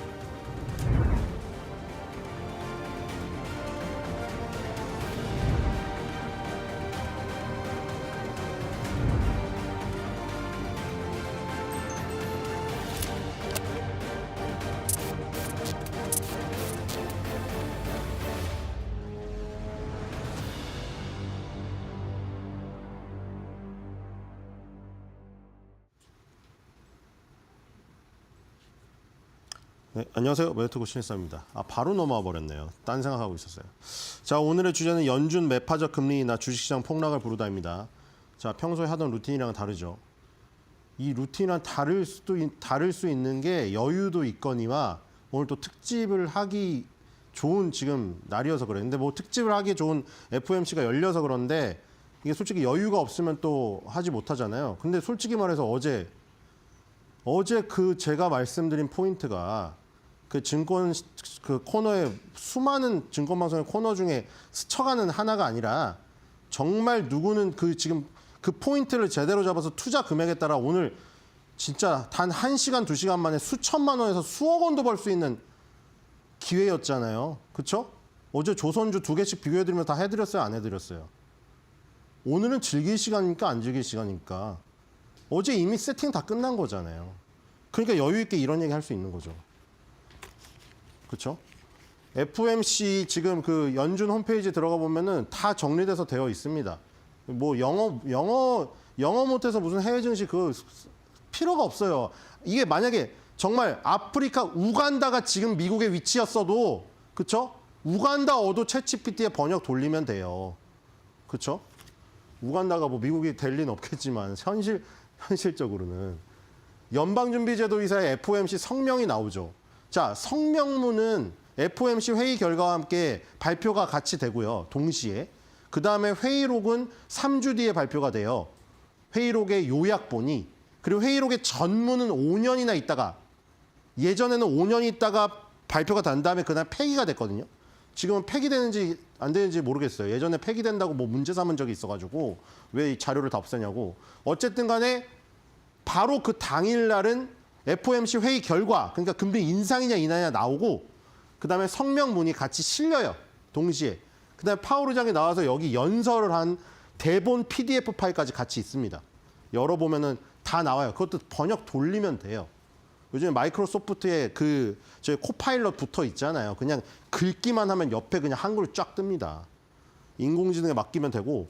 자, 경제성 한눈에 보기에서 이 연준에서 중요시하는 3가지 지표 여기 나와 있죠. 여기 맨 밑에 여기 왼쪽에는 정책금리가 나와 있고 지금 4.25에서 4.5. 그러니까 레인지로 하거든요. 레인지로. 4.5에서 4.75에서 4.25에서 4.5로 내린 거예요. 그러니까 지금 0.25를 내요. 0.25씩인데 기본이 그게 베이비 컷이고 0.5를 하면 그러면 이제 더 커지는 거죠. 커지는 거고 만약에 1을 하면은 더 커지는 거고. 0.75를 하면 더 커지는 거고. 울트라고. 그래서 늘어나는 거예요. 인플레이션 PCE죠. 개인 소비 지출 2.3.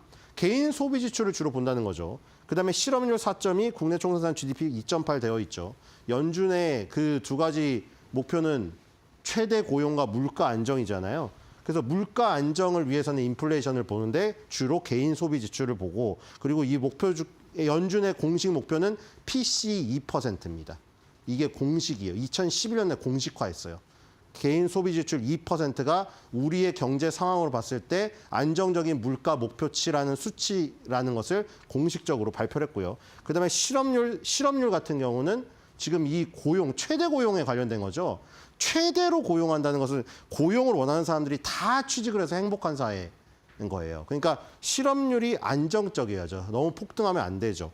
그래서 여기서 이제 비둘기파랑 매파가 나뉘어가지고 이 지금 물가의 두드러기를 싫어하는 애들, 물가의 급등이 너무 겁나서 물가를 어떻게든 누르는 금리 인상을 선호하는 쪽이 매파고, 그것보다는 물가를 어느 정도, 물가를 우리 그냥 쉽게 생각해서 우리가 소비자 물가를 생각하지 마세요. 자꾸 물가를 소비자 물가로 생각하면은 물가가 오르면 경제가 안 좋은 줄 알아요. 그러니까 물가가 갑자기 오르면 경제는 안 좋지만 물가는 적당히 올라야 돼요. 근데 우리가 대부분 소비자잖아요. 대부분이 소비자면서 임원이기도 하고 소비자면서 자영업 사장님이기도 하잖아요. 근데 우리가 물건을 사고 먹고 사니까 물건값이 오르면 기분이 나쁘잖아요. 소비가 안 일어나고. 근데 자신의 임금이라고 생각하세요. 임금 상승률이라고 생각하세요. 자기의 임금이 오르지 않으면 경제활동 안 하죠. 내가 받는 연봉이 오른다는 확신이 있고 그런 희망이 있어야 일을 하죠. 경제가 돌아가죠. 그걸로 생각하는 게 편합니다. 그리고 이 지금 그 실업률 같은 경우에는 오히려 그러니까 그게 그 물가 상승률보다는 요 최대 고용에 관련된 최대한 뭐 금리 인하를 통해서 물가가 조금 두드러기가 나더라도 아까 말한 대로 임금 상승과 함께 실업률이 낮아지는 그쪽을 원하는 게 비둘기파예요. 그리고 이제 중간에서 이제 의장은 그걸 조율을 하고 있죠. 올빼미파로서 현명하게 조율을 하고 있고, 이번에 또 뭐 매의 발톱을 드러냈다고 표현을 하죠. 그러니까 올빼미에 탈을 썼는데 발톱은 매일 수도 있고 머리는 비둘기일 수도 있는 거예요. 저희 코로나가 터지고 나서 벤 버냉키처럼 막 돈을 풀었을 때는 비둘기파라고 했잖아요. 그러니까 파월 같은 의장 입장은 양쪽을 다 취할 수밖에 없는 거예요. 그다음에 이제 국내 총생산. 결국 이런 거를 통해서 물가 안정과 최대 고용을 통해서 뭐예요? 미국의 소비자 노동자들이 다 행복하고 나라가 잘 돼서 GDP가 부양이 돼야겠죠. GDP 경제의 규모가 커지고 질이 좋아져야 됩니다. 그런 것을 지금 추구하는 거죠, 결국. 연준이 한 일이 그거고요. 뒤로 가겠습니다. 누구나 연준 이원이 되실 수 있어요. 그냥 우리 생각해보면 되잖아요. 자, 연방준비제도에서 FOMC 성명이 발표가 됐습니다. 성명 발표가 됐고 거기 내용이 쫙 나와 있어요. 이거 4분의 1이라고 나오는데 0.25. 그렇죠? 0.25가 기본이다. 그게. 뒤로 가겠습니다. 0.25 베이비 컷, 0.5 하면은 빅 컷. 0.751 하면 막 울트라 컷이겠죠. 자, 연방준비제도에서의 보도 자료에서 딱 나옵니다. 그래서 여기 나오죠. 인플레이션을 위원회 2% 목표, 이게 개인 소비 지출이라고 했죠. 그리고 뭐 최대 고용과 인플레이션을 달성하기 위해서 노력을 하고 있다. 그리고 지금 인플레이션과 리스크 균형에 대한 진전을 고려하여 위원회는 연방금리 그 목표를 이번에 4.25에서 4.75로 낮췄다. 뭐 이 얘기가 되어 있고요. 자, 뒤로 가겠습니다. 자, 그리고 이 마지막에 요거는 이제 9월 달 거네요. 제가 아까 여기 날짜를 안 말했는데 위에 날짜 그 9월 18로 표시되어 있었거든요. 자, 9월 달 이거 8번 열렸잖아요, 이번에. 이 8번은 꼭 해야 되는 건 아닌데 대부분 8번이 정례화 됐어요, 지금. 8번이 열리는데 지금 9, 11, 12 열렸잖아요. 맨 마지막에. 9월 달에 B컷 쳤을 때 이때 처음으로 금리 인상을 하다가 처음으로 금리 인하를 하기 시작했죠. 코로나 이후에. 그때 맨 처음에 0.5를 때렸잖아요. B컷을 때렸는데 아까 말한 대로 매파 같은 경우에는 이 그 금리 인하보다는 금리 인상을 통해서 물가를 안정적으로 하는데 좀 관심이 있는 쪽이잖아요. 근데 그중에 대표적인 사람이 미셸 보우만 7인의 이사회 중에 한 명이거든요. 여기 보면은 이게 완전히 반대표 한 사람은 뭐 굳이 여기서 뭐 찍어서 하는 건 아니겠지만 찍으려고 하는 건 아니겠지만 딱 표시를 합니다. 그렇죠? 딱 표시를 해요. 반대표를 던진 사람. 그러니까 한 명 혼자 이렇게 하면은 이거 탁 튀어버려요. 이게. 보도자료에다가 밑에 박아버리거든요. 이거다가 완전 박제를 해버려요. 박제를. 그래서 9월 달에 이 조치에 아까 B컷이죠. B컷의 조치에 반대표를 던진 사람은 미셸 보우만으로 그는 이번 회의에서 연방기금 금리 목표를 4분의 1포인트로 낮추는 것을 선호했습니다. 그러니까 미셸 보우만만 4분의 1, 1을 4로 나누면 0.25잖아요. 네 조각으로. 0.25포인트 낮추는 베이비 컷을 원했는데 나머지 11명, 투표권은 12명이 있어요. 회의에 참석하는 사람은 19명인데 7명은 투표권이 없고 발언만 하고 회의록에 발언은 실리지만 투표권은 12명만 있어요. 근데 그때 11명이 0.5 B컷을 만장일치를 했는데 나머지 1명, 소수 의견 마이너리티 리포터로 나는 베이비 컷 하겠다고 해서 여기서부터 어그러졌죠. 만장일치가 안 나오고 대표적인 매파가 우린 신중해야 된다. 물가 아직 2% 확신이 없어. 이러다 물가 너 최대 고용 살리려고 금리 인하 이렇게 B컷 막 치다가 다시 물가 두드러기 생기면 그때 누가 책임질래? 미셸 보우만은 이런 입장에서 소수 의견을 냈어요. 물론 그때 트럼프가 대통령 당선이 안 돼서 제가 보기엔 나중에 뭐 부의장이나 금융감독 부의장 뭐 요 정도를 지금 원하는 것 같아요. 예전에 그 발언들을 보면 그래요. 미셸 보우만 이사가 여성인데 야망이 있어요. 그래서 뭐 공화당 출신으로서 트럼프가 갑자기 임명을 하니까 이사회 임원을. 그래서 그것 때문에 튀려고 했나? 여기까지 뭐 그렇게 생각할 수도 있어요. 제 뇌피셜이에요. 자, 그 다음에 11월 달에는 만장일치였고요. 그 다음에 12월 이번 달로 넘어오죠. 이번 달에도 똑같이 이제 보도자료가 나옵니다. 아까 이걸 안 보여도 여기 9월 18일로 써 있었어요. 야, 이번에 12월 18일이죠. 여기 그 연방준비제도 이사의 마크고.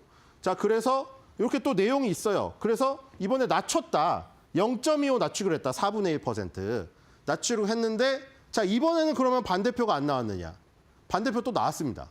자, 뒤로 가겠습니다. 맨 마지막에 또 박제를 해요. 이렇게. 자, 투표에 참여한 사람들 쫙 나오고 11명이죠. 11명인데 1명, 12명인데 그중에 1명. 여기. 이 법안에 반대표를 던진 사람은 그러니까 0.25 베이비 컷에 반대표를 던진 사람은 클리블랜드 연방은행 총재, 연방준비은행 총재인 베스 해맥이 금리 동결을 선호했다. 그러니까 금리 동결을 외쳤어요. 지금 이 인물은 바뀌었는데 9월 달하고 12월 달하고 똑같아요. 뭐가요?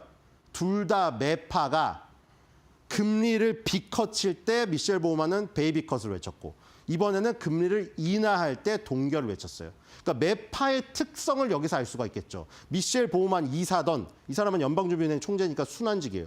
클리블랜드 연방준비은행 총재든 매파여서 빠른 금리 인하를 굉장히 신중하게 여기는 사람들이에요. 왜냐하면 물가에 두드러기, 물가 안정에 초점을 좀 더 맞춘 쪽이 매파기 때문에 섣부른 금리 인하를 통해서 물가가 올라가는 걸 극심히 싫어하는 사람들이 매파란 말이에요. 그래서 이번에도 또 반대표가 나왔다. 이게 굉장히 흔들리게 만든 것이죠. 이게. 뒤로 가겠습니다. 이것 때문에. 만장일치가 안 나온 것 때문에 크게 흔들린 거죠. 자, 그 다음에 369, 12에는 경제 전망 요약이 따로 나오기 때문에 369, 12는 또 더 중요합니다. 자, 경제 전망 요약해서 나오고요. 뒤로 가면은 4가지 지표가 나오고 마지막에 점도표가 실리죠. 자, 여기에 이제 정리를 하면은 GDP는 상향 조정했고요. 그리고 실업률은 하향 조정을 했고요.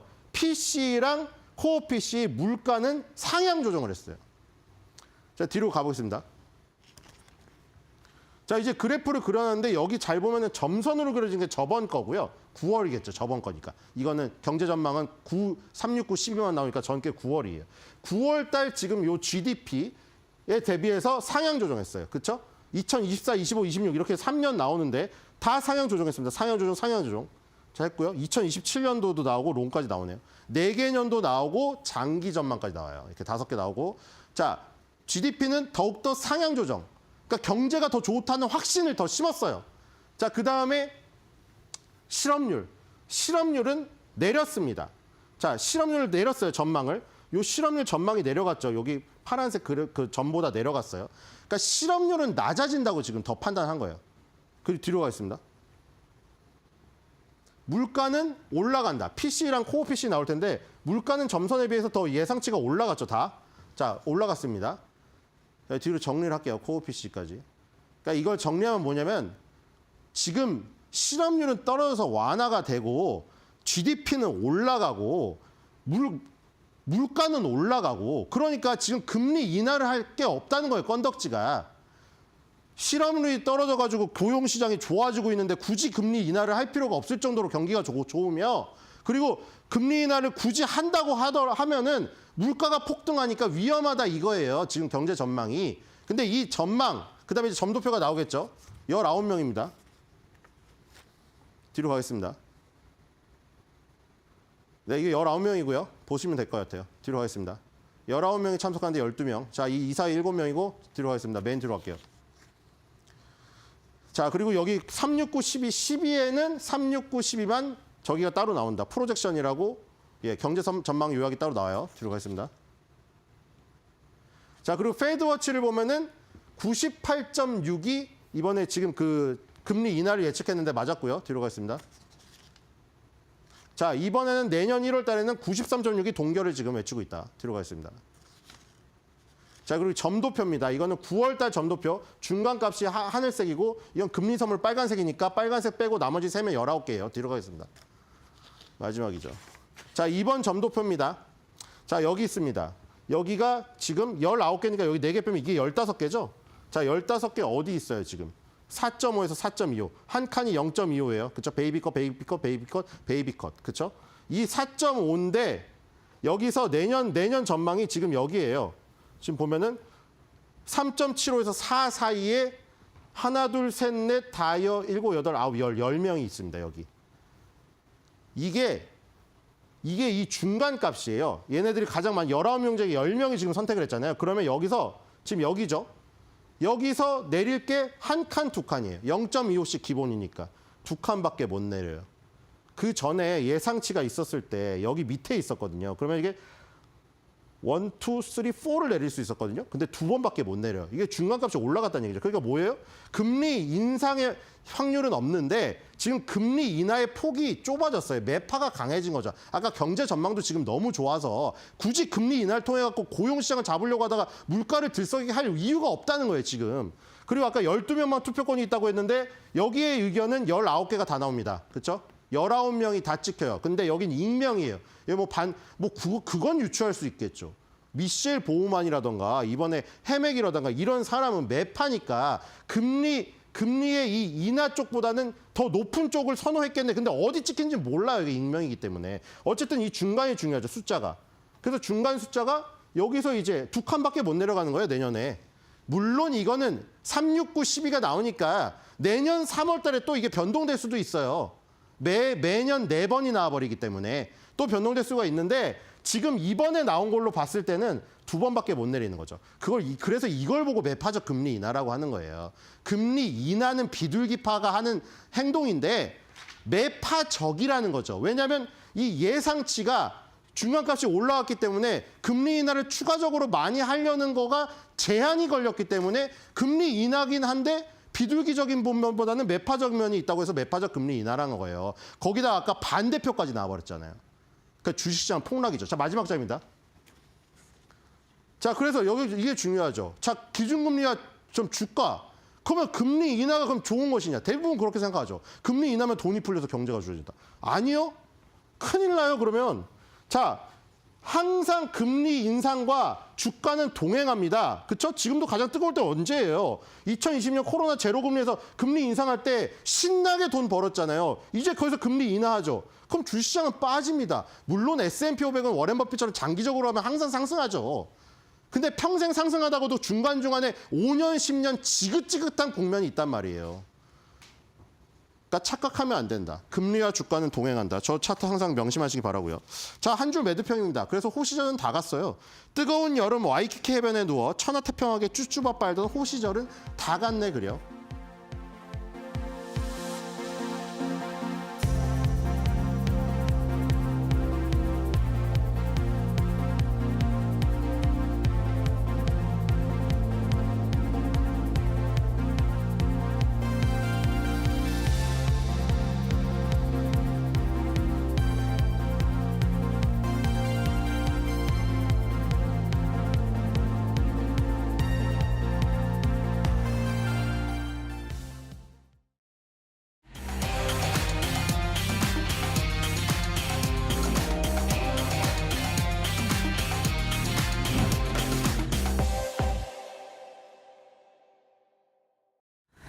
네, 대담한 대담 시작을 해보도록 하겠습니다. 오늘 두 가지 이슈로 좀 나눠볼 텐데 첫 번째는 당연히 이제 12월 FOMC 좀 전격 분석을 해드립니다.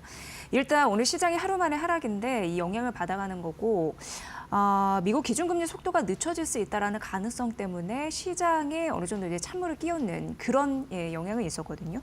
10년물 국제금리가 4.51%를 돌파했고 환율 같은 경우에도 원달러 환율 말씀드리면 장중에 1,453원을 뚫었고 외국인이 다시 매도로 돌아서는 흐름들이 있었습니다. 자, 매파 연준을 확인해서인데 이에 대한 분석해드릴 거고요. 또 이제 트럼프 2.0 시대도 함께 투트랙으로 살펴봐야 되는데 트럼프 당선인은 관세는 가장 아름다운 단어다라고 얘기를 하면서 이 관세 전쟁이 예고된 상황입니다. 이런 상황에서 전기차 산업 분석도 아울러 해드리도록 하겠습니다. 오늘 이 시간은요.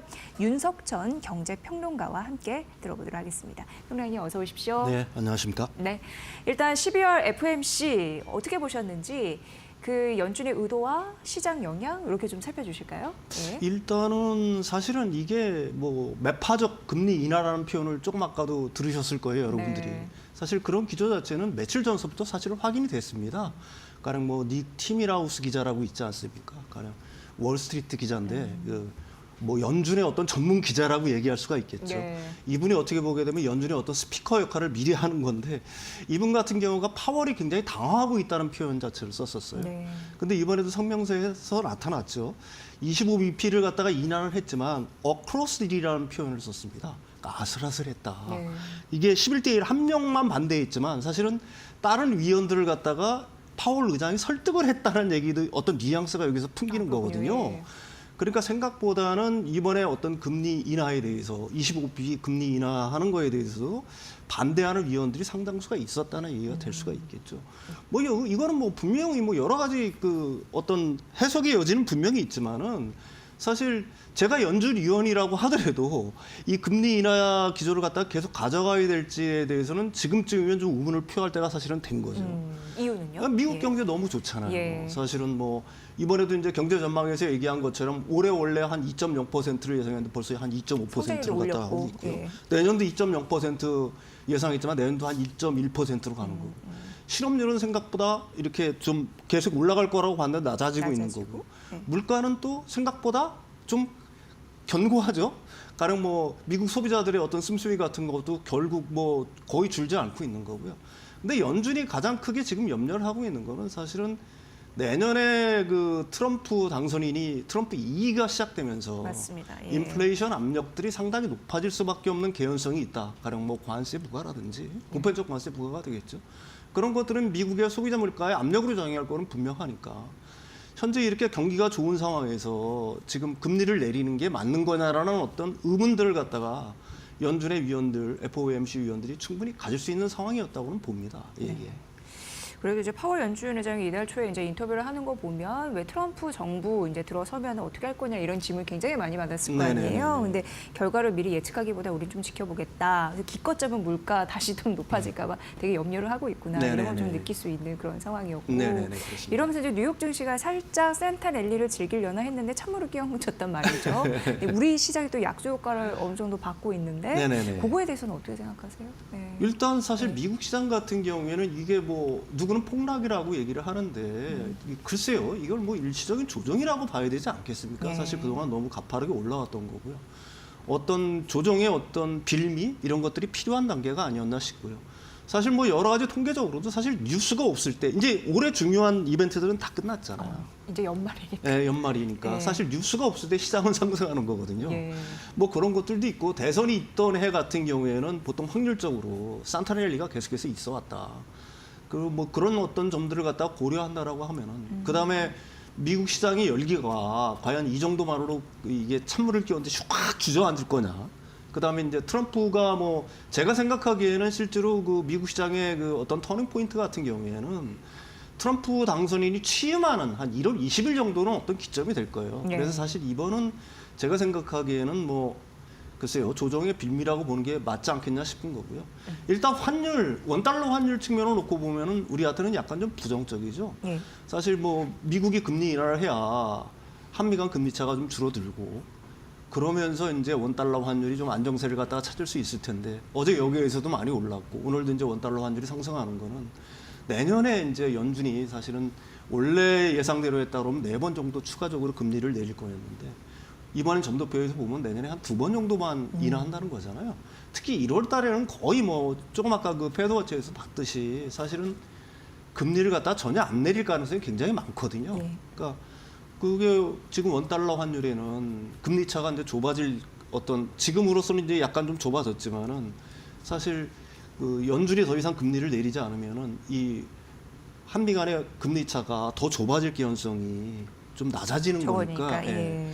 그러니까 원화한테는 약간 좀 부정적인 이슈가 될 거라고 봅니다. 네. 예.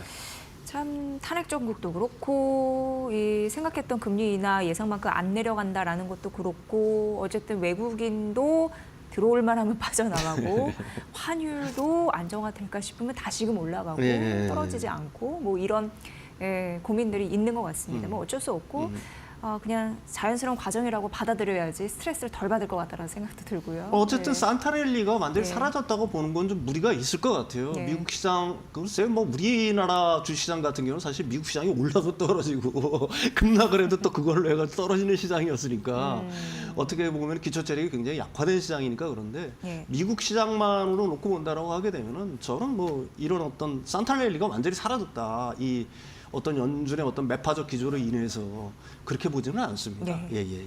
그러니까 한마디로 윤석전 경제 평론가님께서는 12월 FOMC 뉴욕 시장의 조정의 빌미 정도로 그렇죠. 예.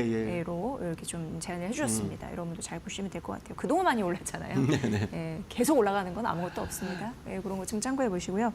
지금 어쨌든 트럼프 2.0은 어떤 악재나 뭐 호재가 있더라도 우리가 항상 생각해야 되는 거, 그거라는 거 명심하시면서 지금 연합뉴스발 로이터 단독 내용을 조금 더 살펴달라는 분들이 좀 계셔서 네네네네. 또 갖고 오셨습니다. 예. 이게 트럼프 팀, 이 전기차 지원 축소 이걸 좀 하고 그리고 이제 배터리 쪽 있죠. 소재에 대해서 관세 계획 이런 부분이 이제 지속적으로 뭔가 충격요법을 쓰는 듯 하지만 이거의 속내를 좀 알아봐야 될 것 같습니다. 민감하신 분들이 많아서요. 그러게요. 예. 일단 뭐 저도 그 어젠가요? 그제죠. 그 연합뉴스를 갖다가 새벽에 일찍 일어나서 이렇게 보다가 깜짝 놀랐어요. 근데 제목이 트럼프 팀 전기차 지원 대폭 축소. 배터리 소재의 관세 계획 이런 식으로 잡았어요.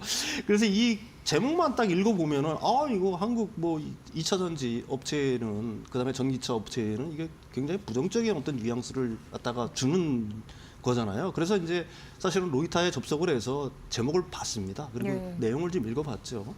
그 정확한 제목은 트럼프 인수팀 바이든 전기차 매기가스 정책 철회. 그 이제 제목은 이렇게 사실은 뽑은 거고요. 그 나머지는 이제 사실 뭐 지금 인수팀에서 결정한 거니까 이게 그 권고 사항이잖아요. 트럼프의 어떤 정책에 트럼프가 취임을 하게 되면 그쪽에 이제 권고 사항을 담은 어떤 문서라고 얘기할 수가 있는 겁니다. 그래서 그 조금 더 좀 읽어봤어요. 그래도 약간 좀 부정적인 뉘앙스잖아요. 네. 그래서 읽어봤더니 그 인수팀은 일단 전기차와 충전소, 전기차에 보조금 주는 거 있지 않습니까? 그다음에 충전소 그 프로젝트들을 갖다가 굉장히 많이 건설하려고 하잖아요. 그게 한 75억 달러 정도가 남은 줄 알고 있어요. IRA 자금에서. 그거에 대한 어떤 지원을 중단한다. 그다음에 중국산 자동차, 부품, 배터리 소재를 차단하는 조치를 강화하는 전면적 변화를 권고한다는 게 어떻게 보면 핵심입니다. 그러니까 여기에 또 하나 있는 게 있어요. 연합뉴스가 뭐 틀렸다라고는 얘기할 수 없는데 제목을 뽑은 게 전 세계 모든 배터리 재료에 관세를 부과하고 미국 생산을 촉진하기 위한 노력을 하겠다. 그렇게 된다고 이거 굉장히 부정적인데 이런 뉘앙스를 받을 수가 있겠죠. 그런데 거기에 단서 조항이 붙었습니다. 동맹 국가는 개별 협상을 통해서 관세 면제를 갖다가 협상할 것을 권고한다. 네, 저 자막에 나가는 바로 이런 내용입니다. 다시 말해서 지금 이 문서의 주요 내용은 뭐냐면 일단 전기차 보조금과 AMPC에 대한 얘기는 전혀 없습니다. 그다음에 충전소에 관련된 보조금을 중단하는 것을 갖다가 권고하는 것은 맞아요. 근데 그 핵심은 중국을 비롯한 어떤 적대국, 여기는 사실 중국이겠죠. 거기에 자동차, 부품, 배터리 소재에 대해 더 강력한 규제를 갖다가 사실은 권고하고 있는 내용이다. 이렇게 얘기할 수가 있겠죠. 요약하면. 네. 그러니까 이걸 보면서 한국의 관련 기업이나 투자자들은 너무 얼 필요는 없다. 왜냐하면 중국을 타깃으로 한 그런 성격이 더 짙다라고 하면서 그게 배터리, 히토류, 전기차 부품 예, 이쪽인데 그렇습니다. 그런 거 보면 미국이 참 이런 걸 안보적인 관점에서 해석하기 그렇죠. 때문에 예, 예. 사실 이런 현상들이 나타나는구나라는 걸 강하게 좀 느끼네요. 예. 이게 이 문서의 핵심은 그거예요. 경제적인 네. 이유로 사실 그 경제적으로 사실 관세를 부과 안 하고 중국산 싼 제품을 쓰면은 그게 어떻게 보게 되면 미국에서도 뭐 좋을 수는 있잖아요. 단기적으로. 가성비 느낌으로. 가성비라든지 뭐 예, 이런 예. 것들이 있으니까. 그래서 경제적인 이유로 중국과 같은 어떤 적대 국가에 관용적인 태도를 취해서는 안 된다는 겁니다. 그래서 이 배터리라든지 그 미네랄이라든지 아니면 자동차의 어떤 부품, 그게 바로 연구자석 같은 거겠죠. 그거는 경제적 안보의 개념보다도 한층 더 나가서 국가 안보의 개념으로 이걸 갖다가 봐야 된다는 얘기예요. 네. 그러니까 절대로 그걸 갖다가 경제적 관점에서 좀 싸다. 비용적인 측면이 좀 싸다는 측면에서 그걸 갖다 관용해서는 안 된다는 내용인 거고요. 정확하게 그 워딩을 읽어보면은 미국의 국가 안보를 위해서 미국 내 배터리 생산을 장려하는 것을 목표로 삼고 미국에서 전기차를 생산하는 자동차 회사를 보호하는 것을 목표로 함. 근데 이거는 우리 이미 한국 배터리 3사가 다 하는 거잖아요. 네. 미국에서 미국하고 합작을 해가지고 미국에 다 배터리 공장을 운영하고 있는 거고요. 그다음에 현대기아차 같은 것도 메타 플랜트를 갖다가 미국에 세워가지고 미국에 생산을 하고 있는 겁니다. 이거는 우리나라 기업들한테는 좋은 거죠. 또 하나가 있습니다. 최근 수년 동안 사실 국방부는 이 국방부뿐만이 아니라 미 의회 조사국 등등에서 공동으로 하는 게 있어요. 여기는 뭐냐면은 그 미국의 전략적 취약성을 갖다가 강조해왔다. 가령 뭐 배터리에 필요한 흑연과 리튬을 포함한 핵심 광물, 그다음에 전기차와 군용기에 사용되는 히토리 금속의 채굴 및 정제가 중국에 완전히 지배하에 놓여 있기 때문이다. 사실 히토리라든지 어떤 정제 아니면 미네랄의 어떤 정제 같은 경우는 제가 알기로는 80%에서 95% 정도를 갖다가 지금 중국이 장악하고 있는 거예요. 네. 그래서 미국이 약간 뭐 미운 짓 하면은 그쪽으로 막 그렇죠. 공격하죠. 지금도 휘토리 수출을 갖다가 네, 안 하겠다라고 네, 하는 네. 거잖아요. 그럼 휘토리 수출을 갖다가 안 하게 되면 연구자석이라든지 이런 것들을 만드는 게 거의 불가능하거든요. 가령 그러면 전기 모터라든지 가령 군용 물품에 사용 엄청나게 많이 사용되는 거거든요. 근데 이걸 그래서는 안 되겠다는 걸 갖다가 얘기를 하고 있는 겁니다. 사실 미국이 휘토리라든지 아니면 미네랄이라든지 이런 자원이 없는 국가가 아니잖아요. 그동안엔 그게 뭐 커다란 어떤 부가가치가 없었고 그다음에 환경 오염의 어떤 요인도 되는 거고 그러니까 그냥 내팽개쳐 놨던 건데 속된 말로. 소홀히에서는, 네. 근데 이걸 네. 더 이상 그 중국의 지배하에 둬서는 안 되겠다는 어떤 그걸 갖다가 이번 문서에서 강조를 하고 있는 거죠. 예, 예. 네.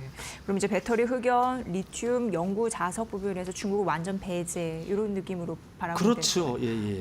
예, 그거 보셔야 될 것 같고. 네네. 그럼 이제 인수팀이 이렇게 이제 생각을 가지고 있는 것으로 보이는데 우리가 진정으로 읽어야 될 데이터는 어떤 의미가 있을까요? 이거는 이제 분명한 건 있어요. 충전소 건설을 위한 바이든의 한 75억 달러 남은 게 있거든요. 충전소를 엄청나게 짓겠다라고 얘기했잖아요. 미국 전용에.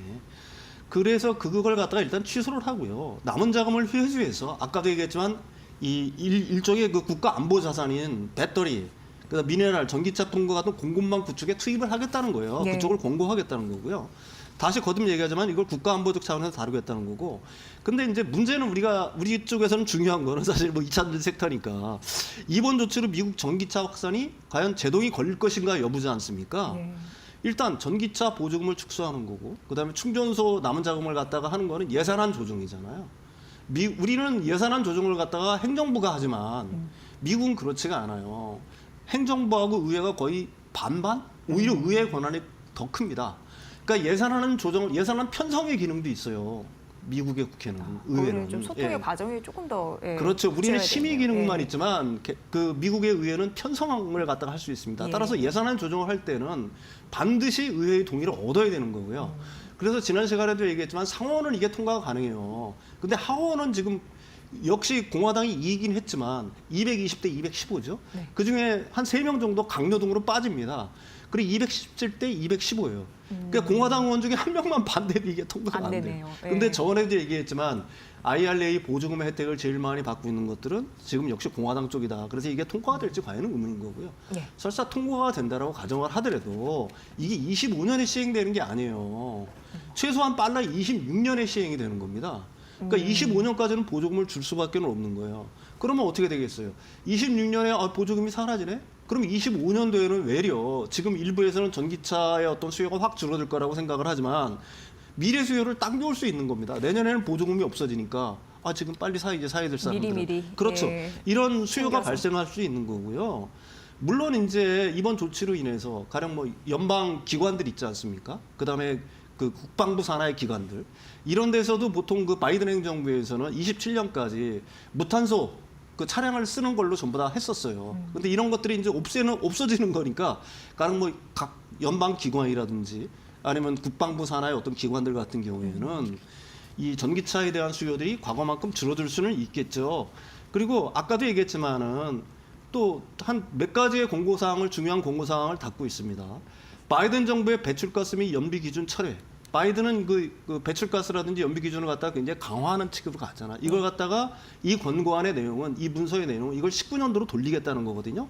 좋습니다. 여기까지. 그다음에 캘리포니아 등 그 12개 주가 이제 트럼프의 그 보조금 삭감에 보조금을 갖다 없애는 거에 반발을 해가지고 우리가 보조금 주겠다라고 얘기를 했잖아요. 네. 그것도 각 주정부의 그 철폐를 갖다가 권고하겠다는 내용이 있어요. 근데 이게 힘이 또 상당히 세고. 네, 사실상. 근데 이게 권고입니다. 네. 그러면은 캘리포니아 주라든지 주정부는 어떻게 할까요?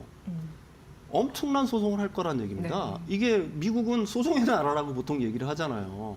그래서 그 주정부가 연방 정부의 어떤 조치 아니면은 어떤 정책에 반드시 순응해야 된다는 어떤 의무자항이 없어요. 이게 소송이 걸리면 어떻게 되겠어요? 이게 뭐 단기간에 끝나겠습니까? 특히 무엇보다도 사실 굉장히 우리가 주목해야 돼서 볼 건 일단 미국의 진보 진영 쪽에서는 이미 변호인단을 다 꾸렸어요. 네. 그게 미국 진보 진영이 한 280개 단체가 일단 변호 그 사만 제가 파악할 때까지만 해도 800명 정도가 됩니다. 자금도 다 마련을 했어요. 소송 비용도. 예. 이게 뭐냐면은 이게 구체적으로 어떤 이름이냐면 그 디모크라시 포워드라고 그러니까 민주주의 진전, 뭐 진보 이런 단체겠죠. 그래서 그 프로젝트명은 디모크라시 2025예요.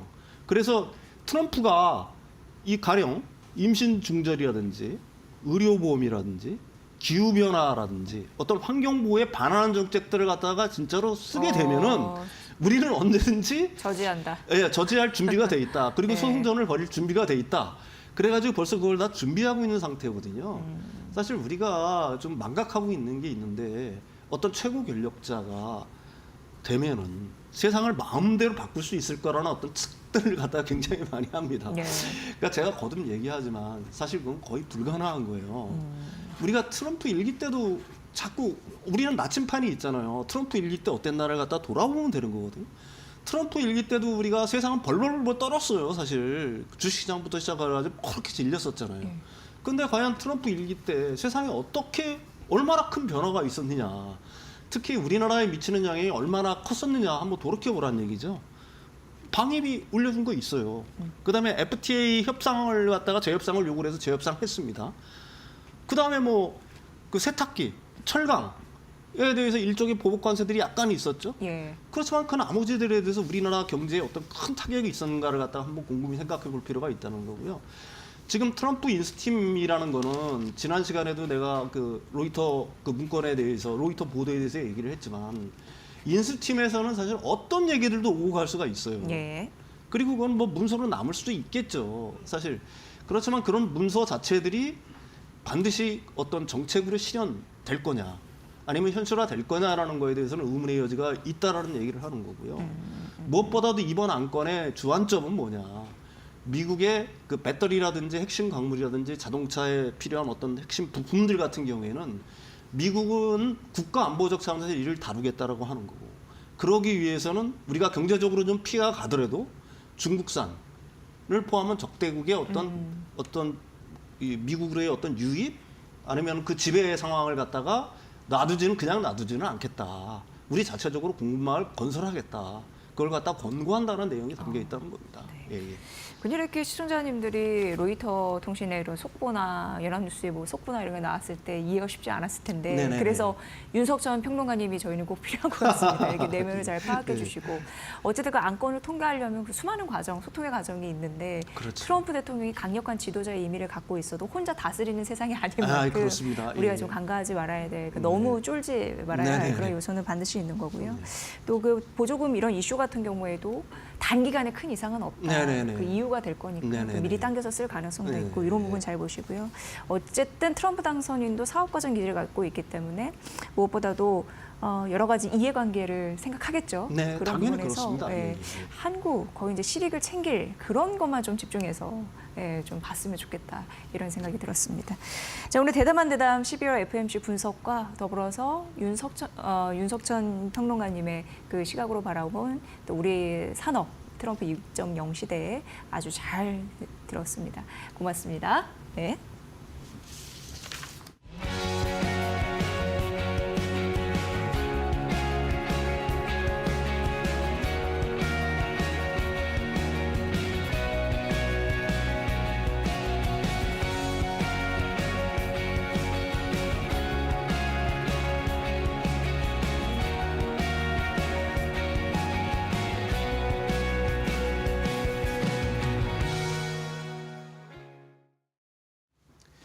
자, 우리 시장 오늘도 어려운 길을 걷고 있습니다. 이제 연말 다가오고 있는데 우리 시장에서 어렵지만 그래도 불기둥을 뽑으면서 계속 올라가고 있는 종목이 있어서 오늘은 함께 소개를 해드리도록 하겠습니다.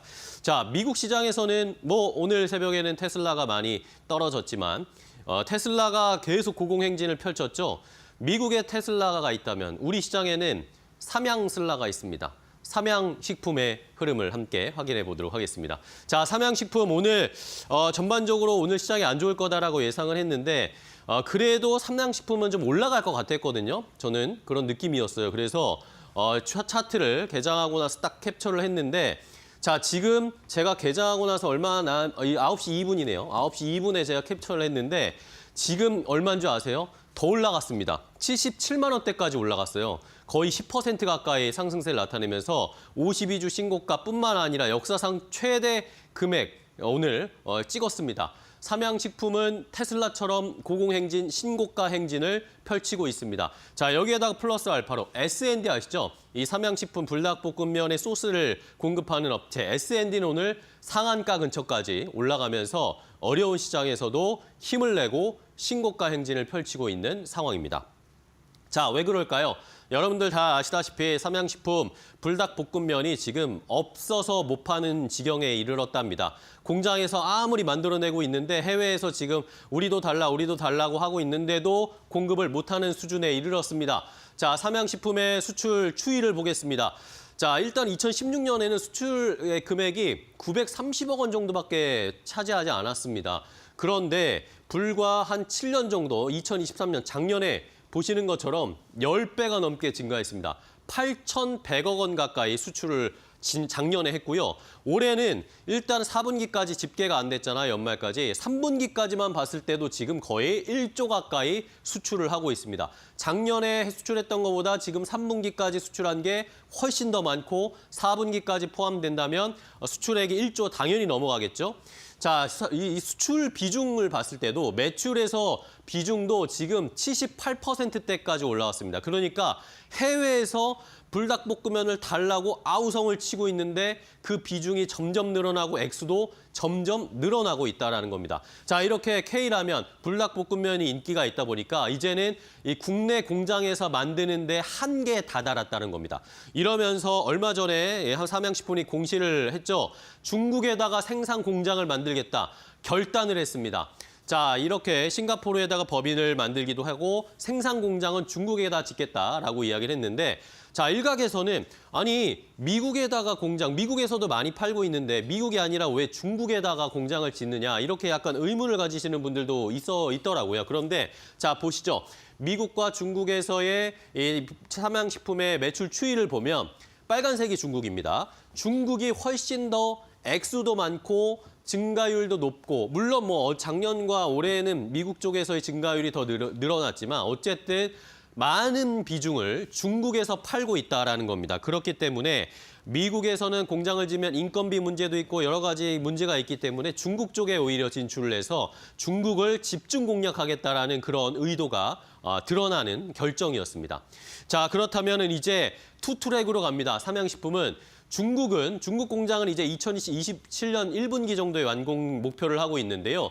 중국 수요를 집중적으로 중국 공장에서 커버를 하고 여기에서 만약에 플러스 알파로 나오면 동남아나 유럽 쪽으로 수출하는 전략 그리고 국내 밀양 1공장은 지금 가동이 되고 있고 2공장을 또 함께 짓고 있거든요. 2공장은 2025년 내년 하반기에 완공이 됩니다. 그러면 국내 수요는 이 국내 공장에서 커버를 하고 근데 국내 수요는 절대량이 그렇게 많지 않으니까요. 이 공장을 지어서 미국이나 유럽 등지에 수출하는 글로벌 물량을 커버하겠다. 밀양 공장과 중국 공장 투 트랙으로 활발하게 이 라면을 공급하겠다라는 전략을 엿볼 수가 있는 것입니다. 자, 이것뿐만 아닙니다. 이제 지역별로 또 브랜딩을 하면서 국내 새로운 브랜드 맵탱이라는 것도 만들었고 미국에선 탱글이라는 겉면 브랜드도 만들었고요. 얼마 전에 태국에서는 맵이라는 브랜드를 만들어서 불닭볶음면에 국한되지 않고 여러 가지 브랜드로 다양화시키겠다. 매출 다양화 전략도 펼치고 있습니다. 내일 이 컨퍼런스 콜을 한다고 하는데 거기에서 또 어떤 전략을 보여줄지도 삼양식품에 기대가 되고 있고요. 오늘 주가가 10% 가까이 튀고 있는 만큼 지금 시장에서는 목표 주가를 계속 올리고 있습니다. 키움증권에서 95만 원의 목표 주가 나왔고요. 그리고 DS투자증권에서 85만 원 목표 주가 나왔습니다. 환율이 이렇게 뛰고 있죠. 자, 수출주로서의 이점도 함께 받아가고 있습니다. 삼양식품, 과연 테슬라처럼 계속 신고가, 역사적 신고가 행진할 수 있을지 함께 저희도 지켜봐야 되겠습니다. 앵커 브리핑이었습니다. 네, 오늘은 매파저 12월 FOMC 영향 때문에 네. 지수가 떨어졌습니다. 그래서 뭐 바이오 그리고 실적 관련해서 반도체도 하락했는데 증권사에서는 그 지수 밸류상 상대적으로 하방은 견조하다라는 분석이 있으니까요. 참고해 보시면 도움이 되실 것 같습니다. 네. 자, 오전장 저희 맡겼나우 1부, 2부로 정리를 해드렸는데요. 내일 오전에 저희는 더 좋은 정보 가지고 찾아뵙도록 하겠습니다. 끝까지 시청해 주신 여러분 고맙습니다.